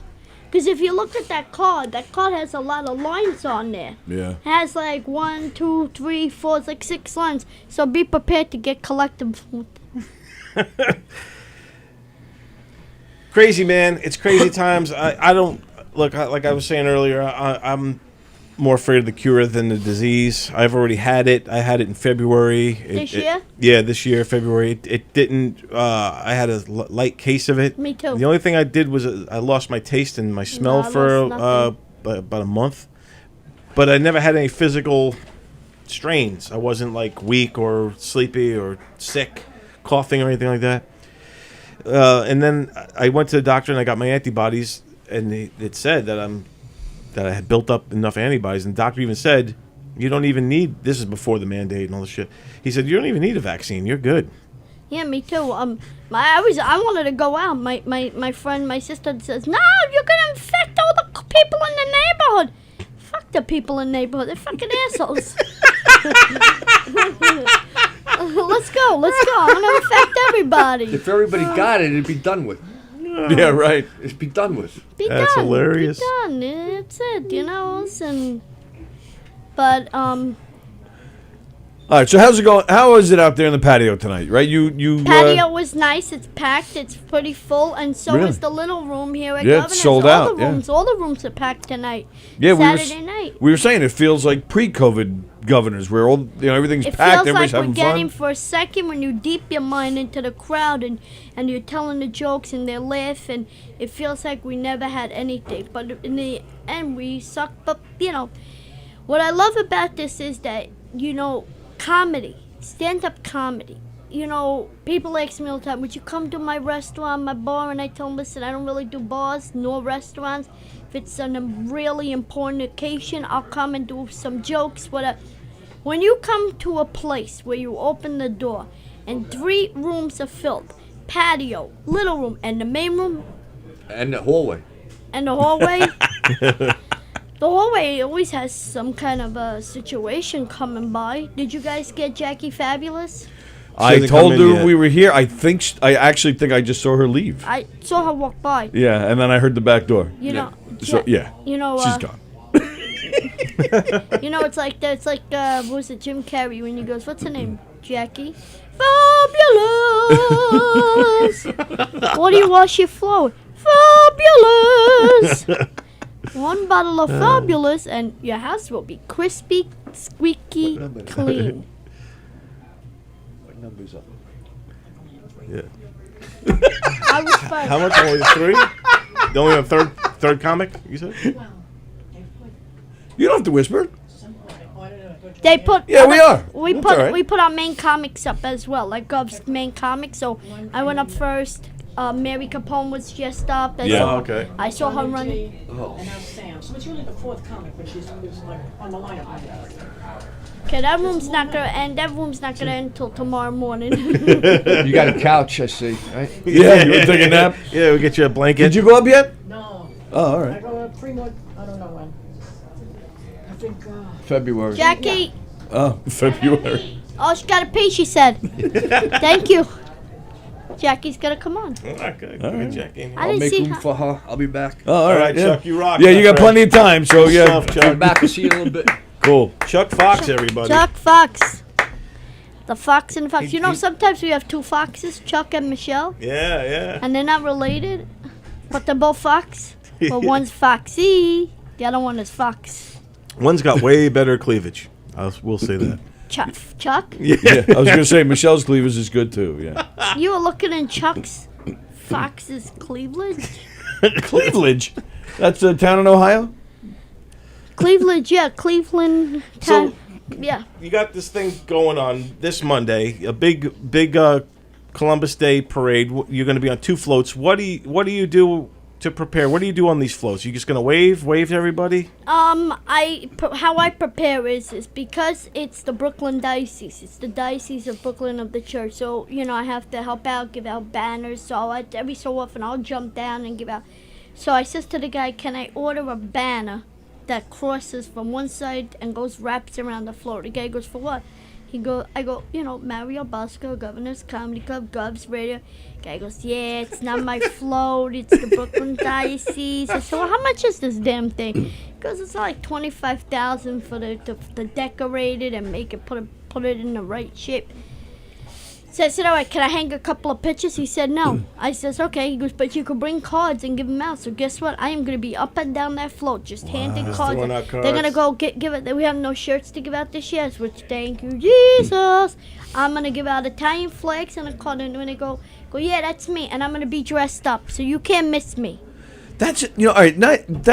This is interesting. What does it take to get a float in a parade? Well, it has to be a float that has some kind of a quality. You know, you can't just throw a float. I mean, I'm sure it costs a lot of money. Like I can't just toilet paper my GMC truck and say And that's just a wait in float. line and Well, just you go. could if you. I think you have toss to it- register to get No, into I those. think like if you want to participate in it, there's a person you reach out to and you say, hey, look, I'm an Italian. I want to share. We didn't have a parade last year. I want to bring my car, and then you get stuff like that. I'm you gonna find register- Yeah. I'm gonna find the least popular parade. So I'm assuming that'll be the cheapest parade to get into, and we'll put together a Govs Radio float. Yeah, And we'll all be on it, and then you'll sing. You just need a pickup truck. You don't Yeah. want We'd me all to be in the sing. flatbed, just wave. Yeah, and, we'll have- and then What but song would Mario sing? Mario? Start spreading the news. I was just gonna say it has to be a Sinatra one, and then you went right into a Sinatra one. Yeah, but it's a Govs Radio float, so it's comedy. Send in the clowns. Send in the clowns. I'm sure Sinatra did that one at some Yes. point. That's like anyway, the so. saddest song about clowns. Send in the clowns. I always imagine the guy singing Elias.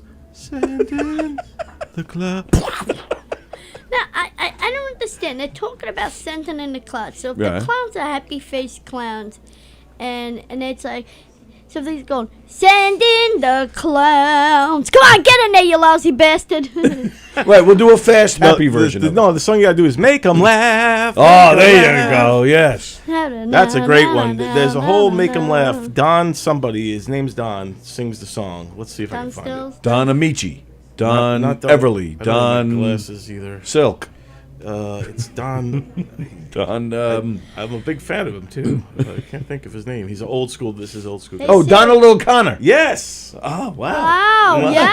Hey. There's no business like show business, like no business I know. You were definitely right. We don't want to hear you He sing. was on. He was on that, and he was also in. Hold on. And Donald Lockwood's an actor, isn't he? That's him and Gene Kelly. Hold on. The show must go on. Come rain, come shine, come snow, come sleet. The show must go on. So Ridi, Pagliacci, Ridi, huh? Pagliacci's a clown. This should be the song we just sang on the Govs Radio We should all be as happy as parade. Shall we? And Tony will have the microphone in here. Definitely no. Oh, we can put together our own parade right here in this parking lot. Drive up and down with this song blasting. Long face. We'll just line up all of our cars. Mario will sit on the top of my truck. Standing in lines for those old honky-tonk monkey shines. Now you could study Shakespeare and be quite elite, and you could charm the critics and have nothing to eat. Yes! On a banana peel, the worms at your feet. Make 'em laugh, make Make 'em 'em laugh. Make 'em laugh. Hi. We'll make the word. We'll modernize the words. Yes. I say we do it. I say we get. I said we get Steve Rocco and he sings "Let Him Cry." That's Let him cry. We He's could not make our funny. own- He's not funny. Let him cry. Let's make our own comedy day, our own comedy holiday. We get all Yes. all three of the clubs involved in it, all three of the Govs clubs, Yeah. and then we get all the comedians. Everybody has their own float. So you'd have your own float. Chris Roach would have his own float. Where's Roach? Chris Monty would have his own float. Yeah, the Roach float. The Roach float. And the cola float. Get Coca-Cola. Yeah, get a cola float going out there, Yep. and it would be amazing. We get Chuck Fox could be out there. We'll have him on one of the floats. The Fox float. The Fox float. Yeah. Yeah, we've It'll be you and Michelle Fox together on the float, waving to everyone. So if people are asking what I'm looking up to, I'm looking up the clock. It says 9 o'clock. Nobody was asking. But hold on a second. 9 o'clock. It's 74 degrees in here with the lights on, and it's 10/9, October 9th. But if you look on the top left-hand corner, it's not 9 p.m. It says 9 a.m. That's Yes. because it's a show in a little room. I think you're That's both the out of real your time. mind. That's the time Chuck is going up. That's it. 9 a.m. That's why tomorrow that's- morning. That's my cue. That's right, Chucky. You going up at 9:01 a.m.? So Chuck, did you peek in there? Is it still the crowd still there? Are they Oh, let's still see. with they us? They're giving these kids 6 minutes, or kids, some of these people older than me.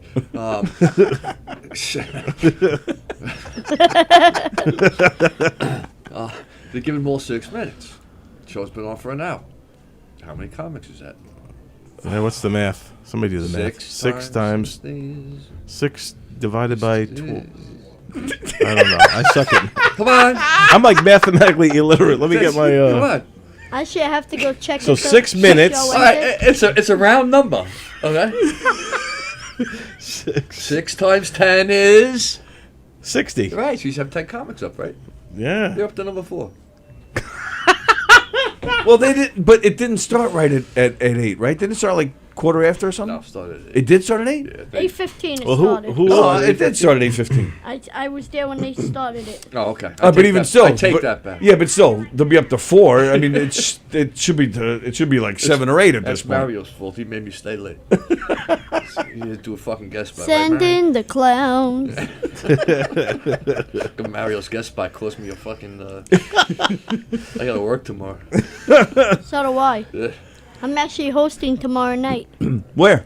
Here. Oh yeah, oh yeah. Are you guys gonna be in the studio tomorrow night? I don't think so. So what's going on tomorrow night? Tomorrow. Hi. Hello. You can come in if you want. Hi, Tyler. Who's that? How are you? I got all dressed up for you today. It's Zapper. Look at that. He doesn't look that good. So Mario, you. Oh, you see that? Tomorrow night? Your husband. You was here last time, right? Oh, hi. How are you? Hello. Hey. Come how on you in. doing? You come in too. Why not? Go ahead. Have a seat. What are you guys doing? We're doing Yeah, a we got live. like a- We're live on Govs Radio. It's a live video. Yeah, it's live. It's all right. It's our Columbus on in, Day have a seat. special. Good. Let's sit Have a on the seat, you got couch. the headphones there. Yeah. See, there you guys are. He's looking. He's going. What the hell? It's on a am I delay, but there it is. There you go. Very cool. You can sit. You want to sit? I gotta see when I'm up. You're Oh, up. you haven't even gone up yet. We just got here. We just. I was. I hope you don't have a plane to catch. Oh, you're performing in the little room? Yeah. There's like 20 Yes. people. You're up after me, so don't worry about it. Is that right? Oh, there's still a lot of time left. Yeah, so quite a Yeah, few just minutes. maybe like 20 hours. Plenty of time. They had 80. They had 15, and then 3 comics from the main room went on, so that's 18. And they were up. They did number 4. They might be up to 5. So you'll be out here by Hanukkah. Don't worry, we'll flick the lights a little bit. What's So how that? you doing? How you guys doing? Oh, who's in the main room? Is that what you said? Yeah, tonight. Jackie Fabulous was in there. Fabulous. yeah, and I think I'm- that show's over now. Yeah. Oh, yeah. She's. I'm she thinking just- the other show might be over too, and I'm missing giving out cards. Oh, well, you better go check. I'll be right back. Tyler, would you right. like to switch? Not right. I'm a little anxious. Anxious. Oh, I'm sorry. I didn't mean to press you. I hope I didn't press you to come in here. This is amazing. Her husband's like, I We don't gotta e- sit down. Yeah, we don't even need to talk to you if you don't want. You just sit there and be comfortable. You know what? I'll be right back. All right, yeah, take your time. I haven't checked in. You sit where you. This is the actual show going on. Yeah, we got a show going on right now. we're live right now. Because we're a comedian, so I don't know if you're joking. No, we're serious. No. Put on the headphones so we can hear you. Yeah, that's it right there. How you doing? You, So unless what's you your don't name? want to, you don't have to if you don't want Hold on, what's his name? We gotta get his name. Yeah, what's your name? Well, my name's Carrie. Carrie? Reese, yeah.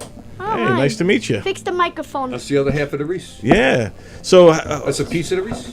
Reese's Reese's Pieces. Pieces. You got There it. you go. so how long have you guys been married with Talia? Throughout her whole comedy career? 16 years. 16 Wow, years. very Fix your nice. microphone, because Just pull it closer to your mouth. That's all he's saying. Yeah, Yeah. yeah, that's There it. you like go. you're a Yep. pilot ready to take off. Oh, man. See, Are you all right? So loud. Yeah. Is it oh, your loud for you? headphones might be loud. What do you think you're on, KTUFM? Joe Corsi, we have problems here. Oh, you got problems everywhere. All right, I have to step out for a moment. I have right, to see if Mario. that show is over. Chuck just coughed all over the place. I don't know if I want to go left or right. It's all right. It's not the COVID you have to worry about. It's the typhoid. There you That's go. right, the Chinese food, right? So you're very supportive husband of Talia Reese, the hilarious comedian. Now, were you with her before she was a comedian, and you kind of like were there for her first steps into getting involved in this? Yes, yeah. I was there at the beginning. Nice. I like to say, I gave her, I don't want to say I give her a lot of jokes, but, I give her, I love to try and get stuff into her act.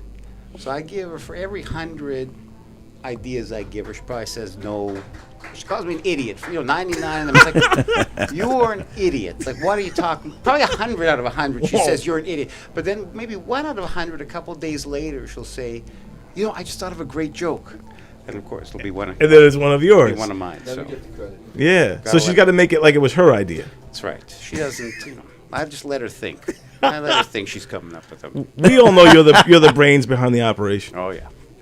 and she's the talent goes up there. Yeah. Have you ever given a shot? Have you ever gone on stage? No, no. You need to, you guys, the professionals, there's definitely, I've seen with her, there's definitely something to it. I mean, because when she started till now, she's gotten 100 times better. There really is a skill. Yeah. I mean, I'm sure there's some people that can just get up and they have it naturally, I guess. But I see with her, like you really do get better and better with practice. It's not enough just to have good jokes. You got to really. Oh, there's more to it than just jokes. You have the presence. You have to be comfortable. Yeah, there's a lot to it. There are a lot of people who are really good who aren't really funny, but you like watching them. Sure. And you like listening to them. Likability factor. There's the comedian and the comic, and the comedian says funny things, and the comic says things funny. Yeah. So there's two different ways to approach it, and there's two different like he said. This people. I always say this friend of mine, Charles Goonan. I don't know if you guys know Charles Goonan, but he always said like if you take Eddie Murphy on paper, it's not very funny. Like if it's the ice cream bit, like ice cream, mom. But it's the way Eddie delivers it that makes it funny. So that I got the ice cream. Yeah, I got that. Yeah. Exactly. Yeah. And then he drops it. Yeah. Oh no! Now Talia's back, so this is being Yes. recorded because I told them I write all your jokes. How you doing, Talia? Nice to finally kind of meet you in person. I know. I've heard so much about you. Yeah, same You here. have Ooh. really? You've heard a lot about him? I mean, I've heard the name bouncing around. Yeah. Really? Yeah, and Don Sill. Wow. Yeah, and I watch your stuff all the time. Cool. The interview with like Judy Gold, and then Yeah. then you had Elon Gold on. Yeah. Elon Gold was a great. Coincidentally, oh, he's such a good guest. Yeah. He really brings it every time. So fun. So, what do you like? What's the difference for you as a performer between interviewing comedians versus actually performing stand-up?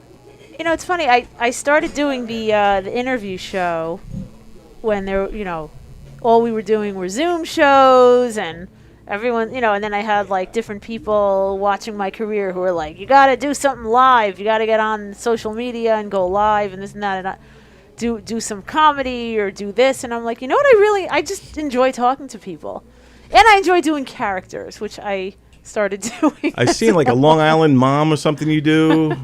Yeah, there's a couple. So there's Jill from Roslyn, who everyone seems to know what Jill from. Oh my God, everyone knows Jill. Yeah. And then the Long Island superintendent, who is every administrator you've ever had growing up. Hi, how are you? We're going to discuss the new COVID rules. Every child's got to wear a mask, no exceptions. No one's special, but you're all special. And then I was like, okay, so we'll add this interview component. And I just started asking, like, just really interesting people or people I've worked with, and everybody said yes.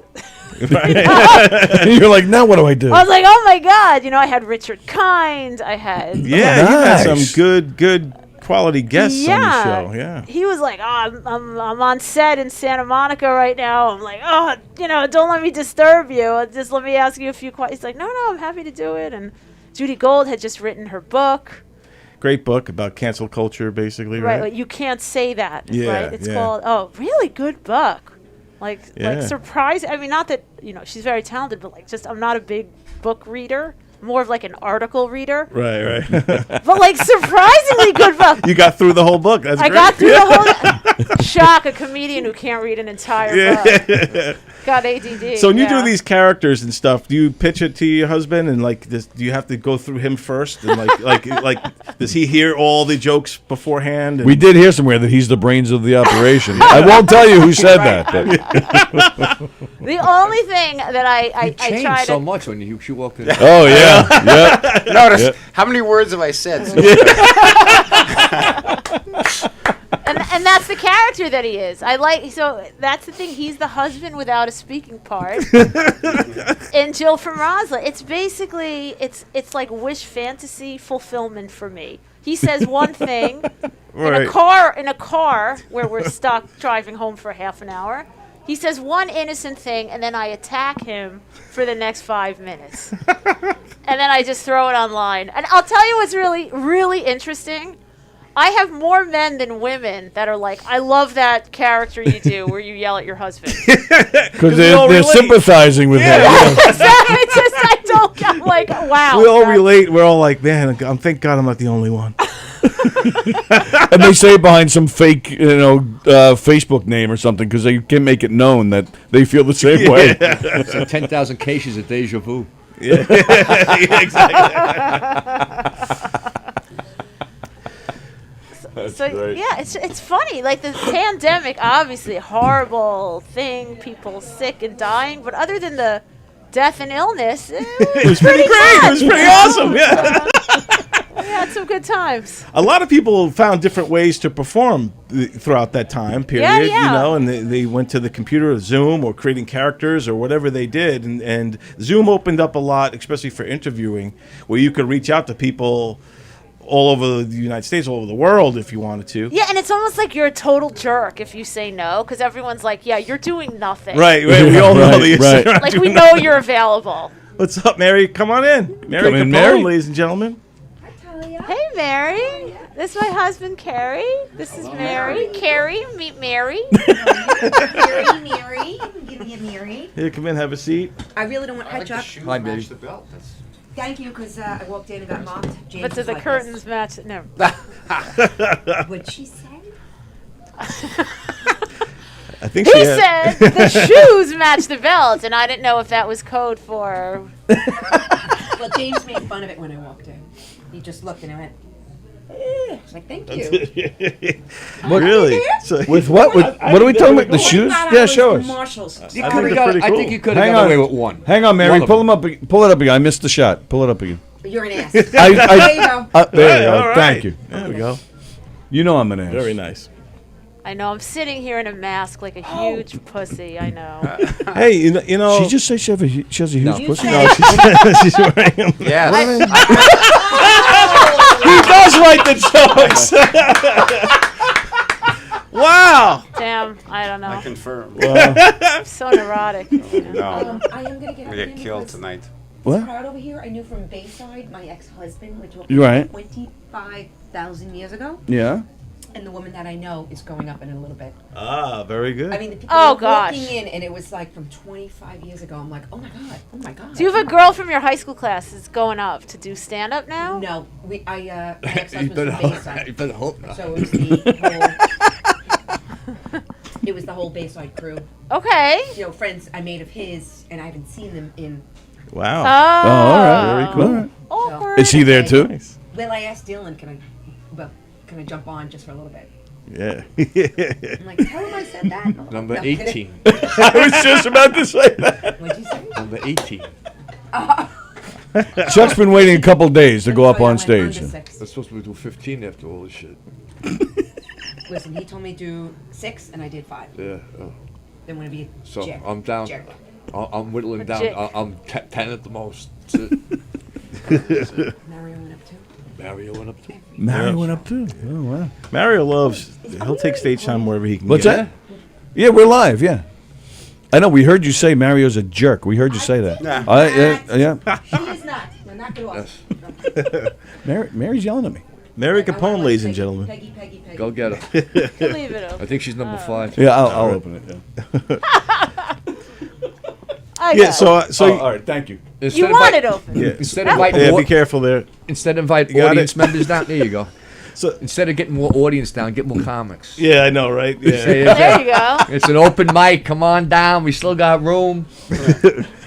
It's an open mic radio So show. Telly, you got the mask on. I know you said you feel like you're a wuss or whatever, but I what's know, it's crazy. are you deathly afraid of what's going on? You know, I wasn't, but for this last week, I've done a bunch of, been to shows, events, where I really let my guard down, and I'm back to that whole, all right, I'm going to count 7 days now, 7 days to see if I don't. So I feel like if I go without a mask tonight, then I have to start my count. over again. And it's like I don't want to start again. I'm already up to 3, and I'm feeling okay. There's a about lot that. of sleazy people in this building right now. Did you get your And in shots? this room. I have one. I don't have a booster or any. So You but got? yeah. Did you get 2? Or did you get What do you one have, Johnson Pfizer? Johnson? Or I did you- got I got the 2 right. You It got the was 2, right? I did. So you're covered. What do you give a shit about anybody else? Because it's already been like, when was that? April? It's not your problem. It's their problem. I don't know. Everyone's getting these breakthrough cases now. Yeah, that's but they break say it'll be an easier ride, Yeah, right? the breakthrough cases Yeah. are non-lethal, like the 99% of the ones that. That's what didn't everyone says. Oh, we're not gonna die. We're not gonna. I don't care. Like, I'd rather die instantly than suffer for a week and live. She's right. I would rather that too, and I don't want to see it coming either. I just want like Yeah, that. I know exactly. But I mean, like we were talking about this earlier. Yeah. Oh yeah. About we don't want to live in fear of this.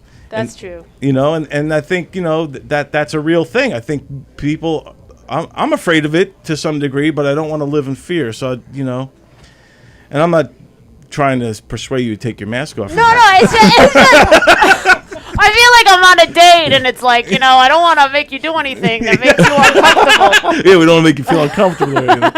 No, but I'm just curious because you see a lot of people still wearing the masks. Some people don't anymore. So it's, a lot of people got mixed feelings about this. No, you know what? I'm very back and forth. Like, yeah, I go through that whole, I'm gonna live my life. I'm not gonna let this thing stop me. It's already been a year and a half, and then I go out and I party for like a week. And then now I'm in, but then it's a cycle. Now I'm in the part of the cycle where I'm like, oh my God, what am I doing?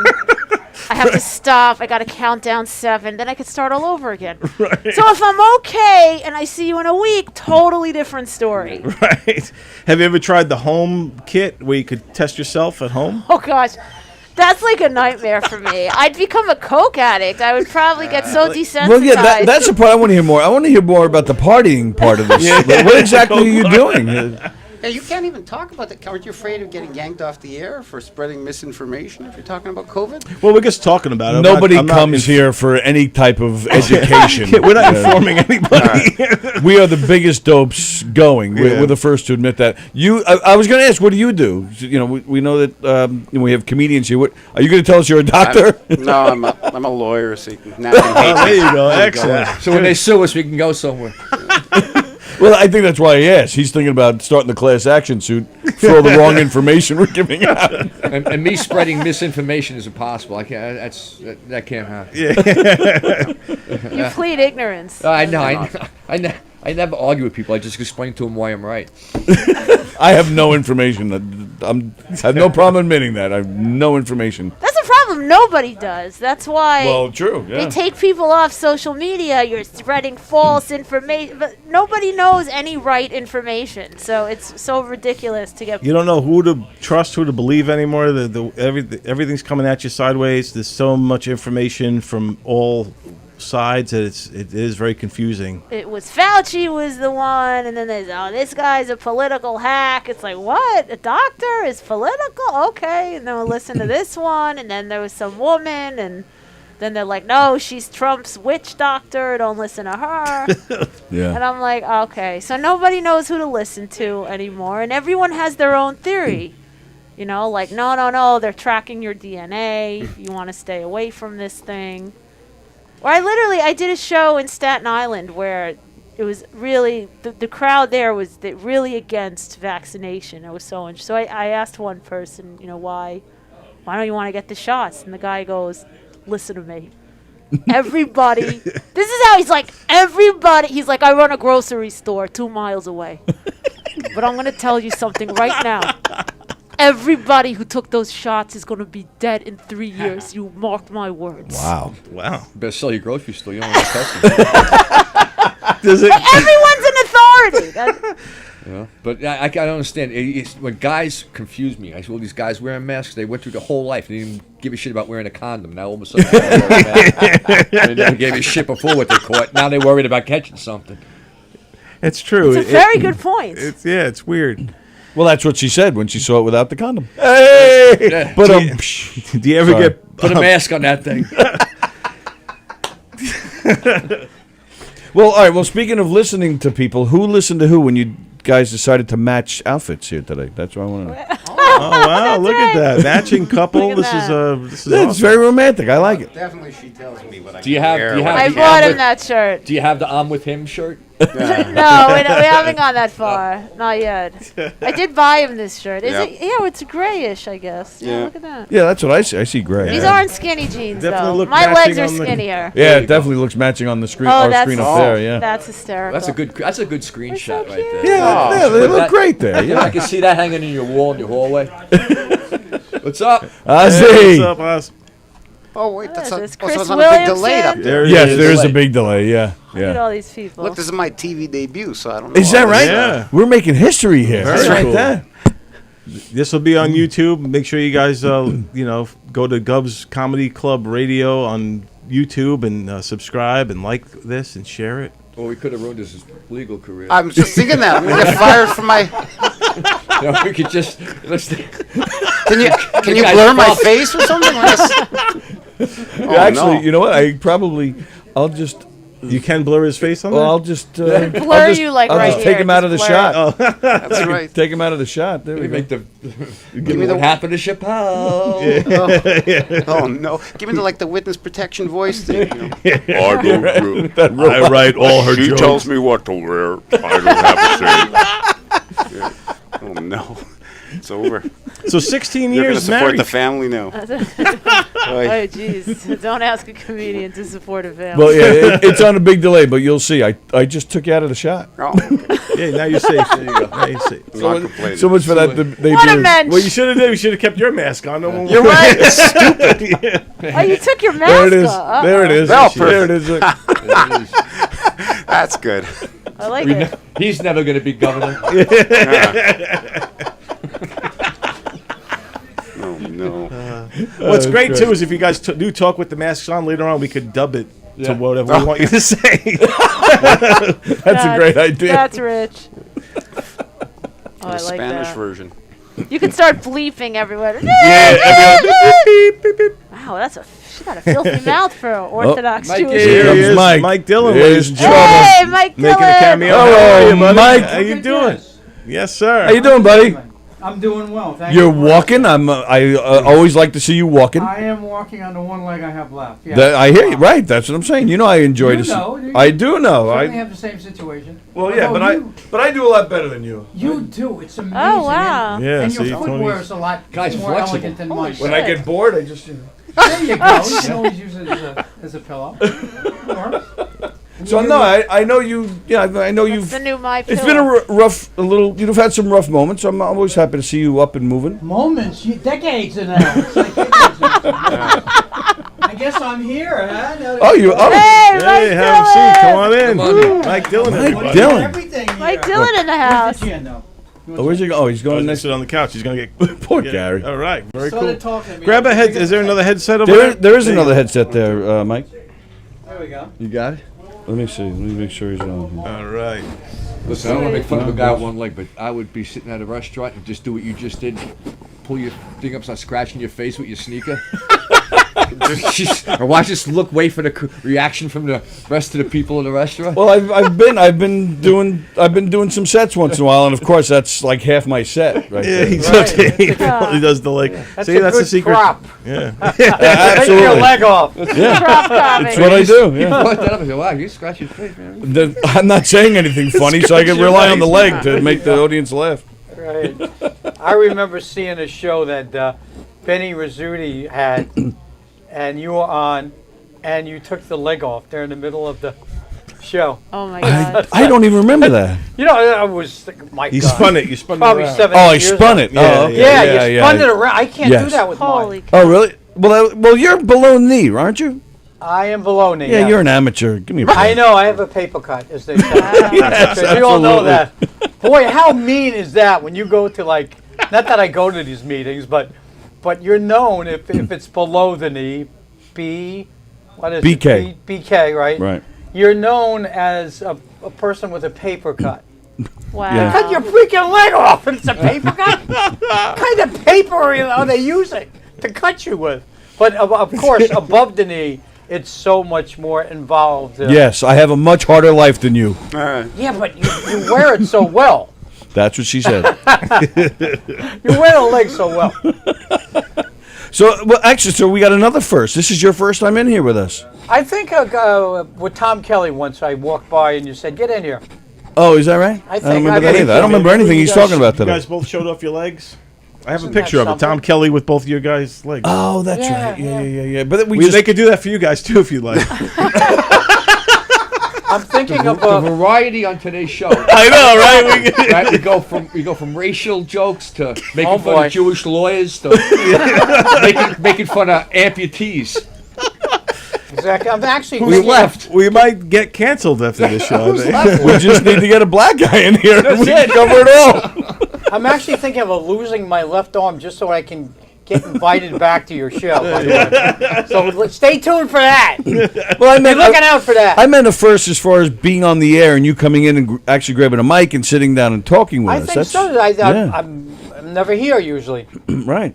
Well, I am here. Sometimes I'm here, but I'm never invited. Well, it's So good how to see about that? you. It's Well, good- you got an Don, open it's always- invite. Come Yeah. on. Mike, you've been producing shows for a long time. You do a lot for the comedy scene out here. Yeah. How thank you long, for Mike? saying that. How long's it been? 22 years now. No kidding. Wow. 22 years, yeah. Yeah, man. I've been kicked out of a lot of places. If you want to get right down to it. But you I was helped. kicked out of here a couple of times. I remember that. Who has? maybe three times. What does it take to get kicked out? What do you got to do? Yeah, what'd you do, Mike? Well, you know, You lose favor. it's I didn't do anything bad, you know. Macy's doesn't like Bloomingdale's. If either of those are still in business anymore, I don't Right. know. I know Macy's is. Yeah, Because Bloomingdale's. the stock's been going up. I've been following them. But there's competition. That's all. That's all it is. Yeah. Because if you're going around to different places, they might not like it. That kind of thing you're talking about. Well, originally I did not know. I was a comic here, and I did not know you weren't allowed to go out on your own. And I was being approached to do things from hotels and things. I honestly did not know that I wasn't supposed to do that. And I was working here, and and they didn't tell me. Right. Nobody Right. said, "Hey, look." Right. And there's no You know, warning. There was no warning. There was no shots fired or anything. Maybe there were shots fired, but But luckily they missed me in the day. But I didn't know. And the next thing you know, I wasn't getting sets anymore. And this was prior ownership. Now I get along with James. Great. Yeah, Him and great me, oh guy. my God, They're he's all great. super here. He's Absolutely. unbelievable. Yep. This was like 2 ownerships ago. So they kind of like, they let me know that I wasn't invited anymore. Well, I think that in order to build the scene, we need everybody to kind of be on the same page here. Like the Long Island comedy scene, there's so many talented comedians out here. Absolutely. And we got so many outlets, and You got one right here, Talia Reese. yeah, great, awesome comedian. Absolutely. Really Fuck you. making her way. Chuck Fox. Let's not forget Chuck Yep. Fox. He's a foxy guy, yes, yeah. But Talia just had her, I don't know if she went into this or not, she just did a 3-camera shoot at the Stand Up New York in the city on Thursday. Outstanding. Excellent. Absolutely Awesome. an hour. Excellent. She did an hour. She probably could have done 2, but come on, it's the Thursday night. We got to wake up Friday morning. And she was absolutely amazing. Oh, thank you. I'm so happy you were there, Mike. That was so great that you came all the way out there. It meant a lot to me. I wouldn't miss it. It was exciting. We outsold. I mean, I didn't know what was going to be. I had, have to show proof of vaccine. I know a lot of anti-vaxxers, like I was telling you. But people really came out. I got to do my whole hour, my new stuff, and I had a full shoot. It was really, really fun show. Wow. And her husband even showed up for it. Yeah, he's And how many wives and husbands go to their spouses' comedy shows? After about 3 of them. Yeah, that's it. That's why it's great to see him. Can you please leave? I have things to do Well, especially tonight. when they Thank you. keep grabbing his arm. That's when he's whatever. like, I'm going to stop I coming had to to get these Carrie things. into the conversation. That's good. He's great. What a great husband, too. He lets his wife go out, and she is, she's about ready, as they say, to break.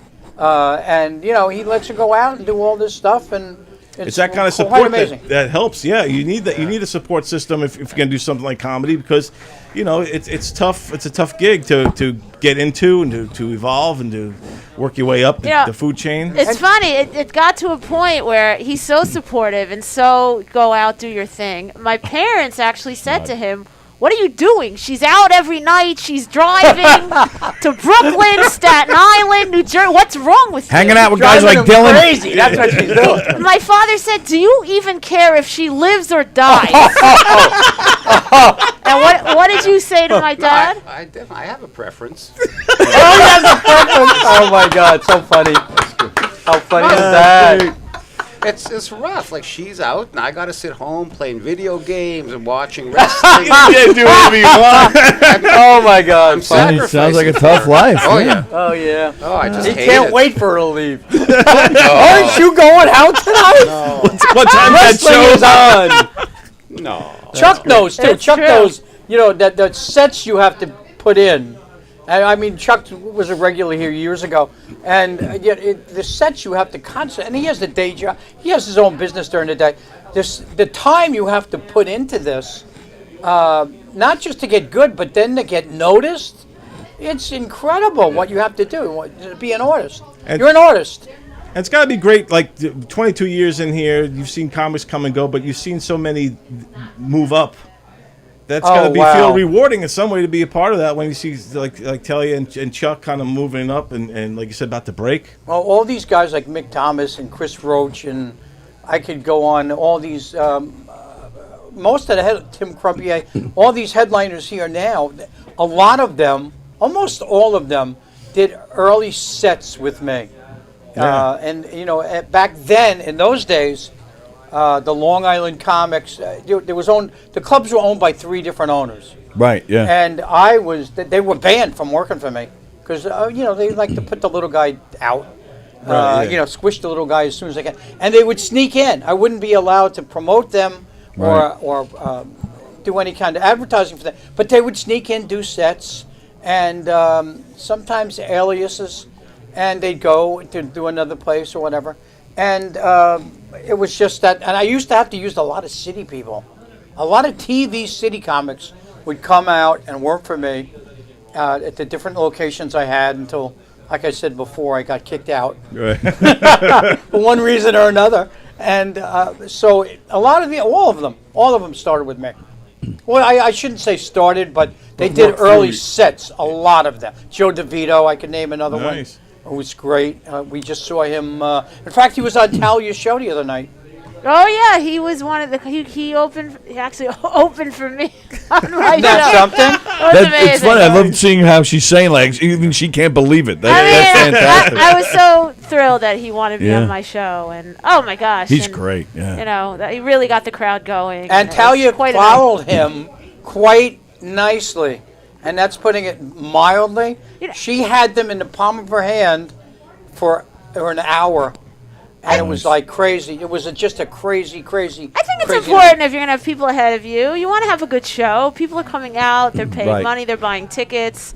I want to have a solid host, solid, Absolutely. known comedian Sure. on the show. It makes it a lot more exciting. When it's Joe DeVito, though, or somebody that level, do you Yeah. get nervous? Like, oh my God, I hope I can do this? Or do you have that confidence where you're like, I'm going to kill. I can't wait to get out there? You know what's funny? I said, this is my crowd. It's such a different feeling when they've come to see you. Right, yeah. But the other thing I'll say, I guess you don't want your opener, if they're super strong, you don't want them doing like 30 minutes ahead of you. Right. That would be a little much, Then they're really invested in that person, and oh my God, no, don't go. Right. So basically, you had Joe, like you had somebody light Joe to tell him So to I get had off. Joe do 3 minutes, and You gave Joe the light? Yeah. all right, get out of here. Come on, Joe, this is my taping. Get out of here. She turned off his mic. Hold the cord, get him out off of there. He was great. Yeah, he it was he did perfect. about 10, and what a warm up. And then, like I alluded to before, and I'm not just overdoing this, but she just destroyed for an hour. And they would. You want to know something? They wanted more, but it was just how many. How long can this is not? I hate to say Bill Cosby in a day where he do Right. 2.5 hours, Right. and they would actually laugh and not throw things at him like now. But I mean, she was amazing. Well, that's the old saying, right? You leave them wanting more. Yeah. Yeah, leave 'em holds wanting true, more, right. And What's just to funny build an is- hour of material is... Yeah. I'd pay It's a culmination, I'd pay to yeah. have her shut up for an hour. And he pays very nicely for that too. Yes! Oh, that's funny. Well, how was it? Because you said you write all the jokes, so it must have been hard putting that hour I set did not together. say that. I did not. I did not say that. I said just the funny ones. People. He's right. He did say This that. guy, there's the comic. He's for good. in the First past. chance to know, perform. I'm loving it. That's his dream set. Funny is this guy, huh? Yeah, he's great. His dream set is filming up for an hour in silence. I want to have him open for me. I've said to him, get up there, do a couple minutes. People will love it. And Yeah. he's couldn't follow me. afraid. You He's couldn't afraid follow he'll me. lose his law license. You couldn't follow me. Oh my God, how funny! Well, how about your own podcast? We'll set you right up in here. That's right. Yeah. Well, Get you. We'll see. My debut. I don't want to reach for the stars. Call funny legal answers. Yeah. There you go. That's right. I think that would Call work. him for legal advice. That That'd would be great. The two of you together. Yeah. The legal mind and the comic mind. Well, Talia was a lawyer before she became a comedian. Wow. Is that true, really? Yeah, I used I to didn't be know a that. lawyer. Wow. It's not how we met. So was it recently? Coincidentally. It was a lawsuit. She was suing her, and they met in court. That's what happened. It was a marriage made in court. That's all. That's Wow, great. that's cool. Very nice. So Mike, you've been in here for a while, so I don't know where you're at, but I don't know, will you still have another 10 comedians before these poor guys Hey, get come to go on, once every 15 years, and you're trying to kick me the hell out. No, I was just asking you. Tony, what's with you? I'm kicked out gonna again. see. Kicked out again. More I got left. I know, Chuck. I go after you. So as long as you're sitting here, I know I'm good. Yeah, you should check that. Chuck's gonna check it out. I'm checking how many legs he has as he walks. Up. Yeah, it's the one-legged comedy show. Yeah, that would be a very good. I don't know if it would be a very good. You have all amputees on that one. But make sure they have microphones where they don't have to hold them because the guy may not have any arms. Are you have to there that lean many over. amputee comics out there? Yeah, well, Really? I'm not actually sure. Did you see the girl on TV? Did anybody see this? I forget what baseball game this was. It's just this week. A foul ball was hit into the stands. A girl took her leg off and caught it with the leg. Wow. You saw that? I did not see that. I don't know what game this was. It was a major league game. Wow, that's. It just made the See, news it this came in week. handy. And the girl was hot too. She was a hot little number. See that? I've never done that. I have used my leg as a planter. I put plants in them and things like that. Oh, is that right? Yeah, why not? Get it out of the sun or out of I get was it out of the actually. ground. So I was thinking instead rabbits- of amputee comedy, I was thinking going into porn, stump jobs. I really thought there was something to that. I didn't know we were going that way, but that's okay. It's governors. We could go to porn. That's Jobs, okay. yeah, stump jobs. We You don't think that would be a thing? thing? I think that it exists already. I felt kind of weird asking you right now. I felt like I was hitting on you just now. It was kind of weird. Amputee porn. That's. I think it's a real thing. I wouldn't doubt it. But I'll be honest right now with everybody here, Don, Tony, everybody, Talia, Carrie. I have never been asked to do any amputee porn. No way, to let really? you know, I don't know why. I'm Irish. Maybe that had something to do with it. You're still blurring my face, right? Okay, whatever. Oh, I'm sorry. I'm not blurring his face. He wants to get on camera. This guy, first time on camera, is ready to ham. He's telling other people what to do. I love it. I love it. Well, I see Chuck didn't come back, so I'm I think guessing. I think he did. I Did he? swear to God, I So think I'm I like, saw him walk past. I don't want to miss my spot, so I'm gonna. Well, Talia, we appreciate you coming in here. It was we do great meeting you. appreciate it very So much. great to meet you guys. Yeah. Thank you so All the much. best with everything, and keep in touch. We'll love to have you on the show again. Absolutely, thank and you. And you too, Carrie too, absolutely. Yes. And Mike, the legend, Pleasure. the legend, Well, Mike that's Dillon. kind Right of you there. to say. I wouldn't say a legend. I would say Absolutely, Long I would. Island I legend. would. infamous, maybe. Will Room, Long Island legend. Kind of you Okay, guys. man. And hey, look, let's not wait another 15 years. I'm taking off the head. Yeah, take those off before you leave, there, Mike. Love to have you on again. I would love to come again. Anytime that I'm around here, which is once every 6 years. You guys are great. We'll see you Right soon. back at you, pal. Thanks. Thank you, Thanks, Mike. Hey, take All care, right, man. very nice. All right, so we've been on for over 2 hours. Are we calling it a night then? Oh, wait, see, think there's so. Chuck. So they're still not ready for you? Well, 20 minutes. Really, another 20 minutes? well, it's not too late, people, to come on out. And Oh, see Chuck Tom, come Fox. on, Tom. All right, let's talk to Tom for a minute. I tried this. I'm going to wait by the bathroom. He's been up there for 2 minutes. Who? All right. The guy Mark. You're going up I'm next? after him. You're Yeah. up after him? All right. Okay. Well, and then you're after Tommy? Yeah, so, I got Oh, in between. all right. well, we were wrapping up. Yeah, we're going to wrap it up. All right. It was a pleasure, gentlemen. Thank you for having me. Chuck, Chuck, tell as everybody always, if you have pal. a website or anything, people Yeah, can go. chuckfoxcomedy.com. You can check out any upcoming shows. If you want them, I have to update it, but there's some up there now. And You rock, Chuck. This was great, man. Yeah, A we lot of- always lot of we great always like stuff. hanging out with you, and we appreciate your time, man. That's thank you. great. So it's been a lot of fun. Yeah. Next, Cool. Next time I'll come down. Ask me anytime I'll come down. All right, Oh, yeah, cool. that'd be awesome. That'd be Excellent. great. Take care, guys. Thank you, Chuck. Chuck Fox, ladies and gentlemen. Definitely check him out. He's a hilarious guy. He performs live in Governors all the time. So come on out and check that out as well. Yep, absolutely. And what do you got this week? Is there there's a Donversations no top 5? Well, I just did a top 5, but it won't be ready. Okay. I did a top 5 of Wayne Fetterman. Like Nice. I told you, it's Right. going to be amazing. And this will be the wrap of season 2 of the top 5. Oh, really? Yeah, I do 9. Wow, that was fast. Yeah, so it was 18 altogether of these 18 top 5s already. Can you believe it? Wow.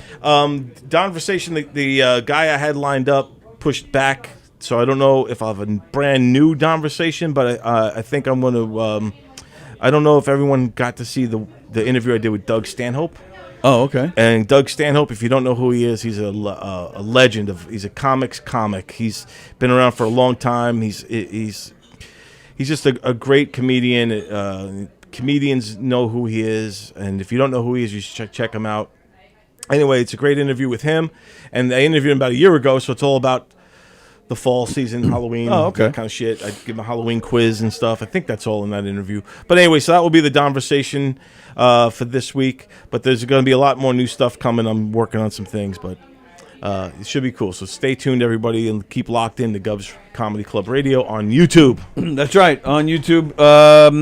Trying to think what we got. Monday, there is Steve Squared on Monday. There is Flip Tracks Radio on Monday night. So there's some cool stuff Monday night going on. No Knock 'em Dead on Monday. No Knock 'em Dead on Tuesday. But Tuesday, you will be on again on Tuesday. You have no idea what I'm talking about. I will. Well, I was told you are. I was told yes, that's right. I'm Joey the guest. Petroni. I'm his first guest. Joey Petroni, his first That's show right here in this room. Good Times, Bad Times with Joey Petroni this Tuesday night at 6:30. Yep. 6? I gotta look at Something like but that. I'm honored to be with Joey Petroni. So I go way back with Joey Petroni, like 20-something years. And he was the first guest one of the first judges that I had on Pasusu. And then he was one of the first interviews I did on the first COVID show when we were doing this. So, and Joey and me, we've done a lot of sketches together. He's been a part of the funny, Pasusu crew. Big part of that. And he's a hilarious guy, super creative, super funny. And I can't wait to see what he's going to do here on Govs Radio. I'm so happy he's a part of it. And I'm psyched I'm the first guest. Yeah. It's going to be fun. Yeah, so that's Tuesday. Along with Domestic Disturbance is back on Tuesday. So Knock 'em Dead returns on Thursday. So lots of cool stuff happening this week on Govs Radio. So like Don said, keep it locked to Govs Comedy Club Radio on YouTube. This was a fun one. That was fun with Talia and her husband. That was cool. Yeah, that was good stuff. And Chuck too, of course, and Mike and Mike, Mario, Mike Dillon, Mario. Yep. Yeah, and the stuff with Chuck. He had a lot of great quotable shit, like his whole Columbus Day little rant. Yeah, beautiful. Just that little clip, 30-second, whatever long it was. Right. All right, you got it. A lot of good stuff. Thanks for tuning in, everybody. Have a great weekend and a great Columbus Day, and we'll see you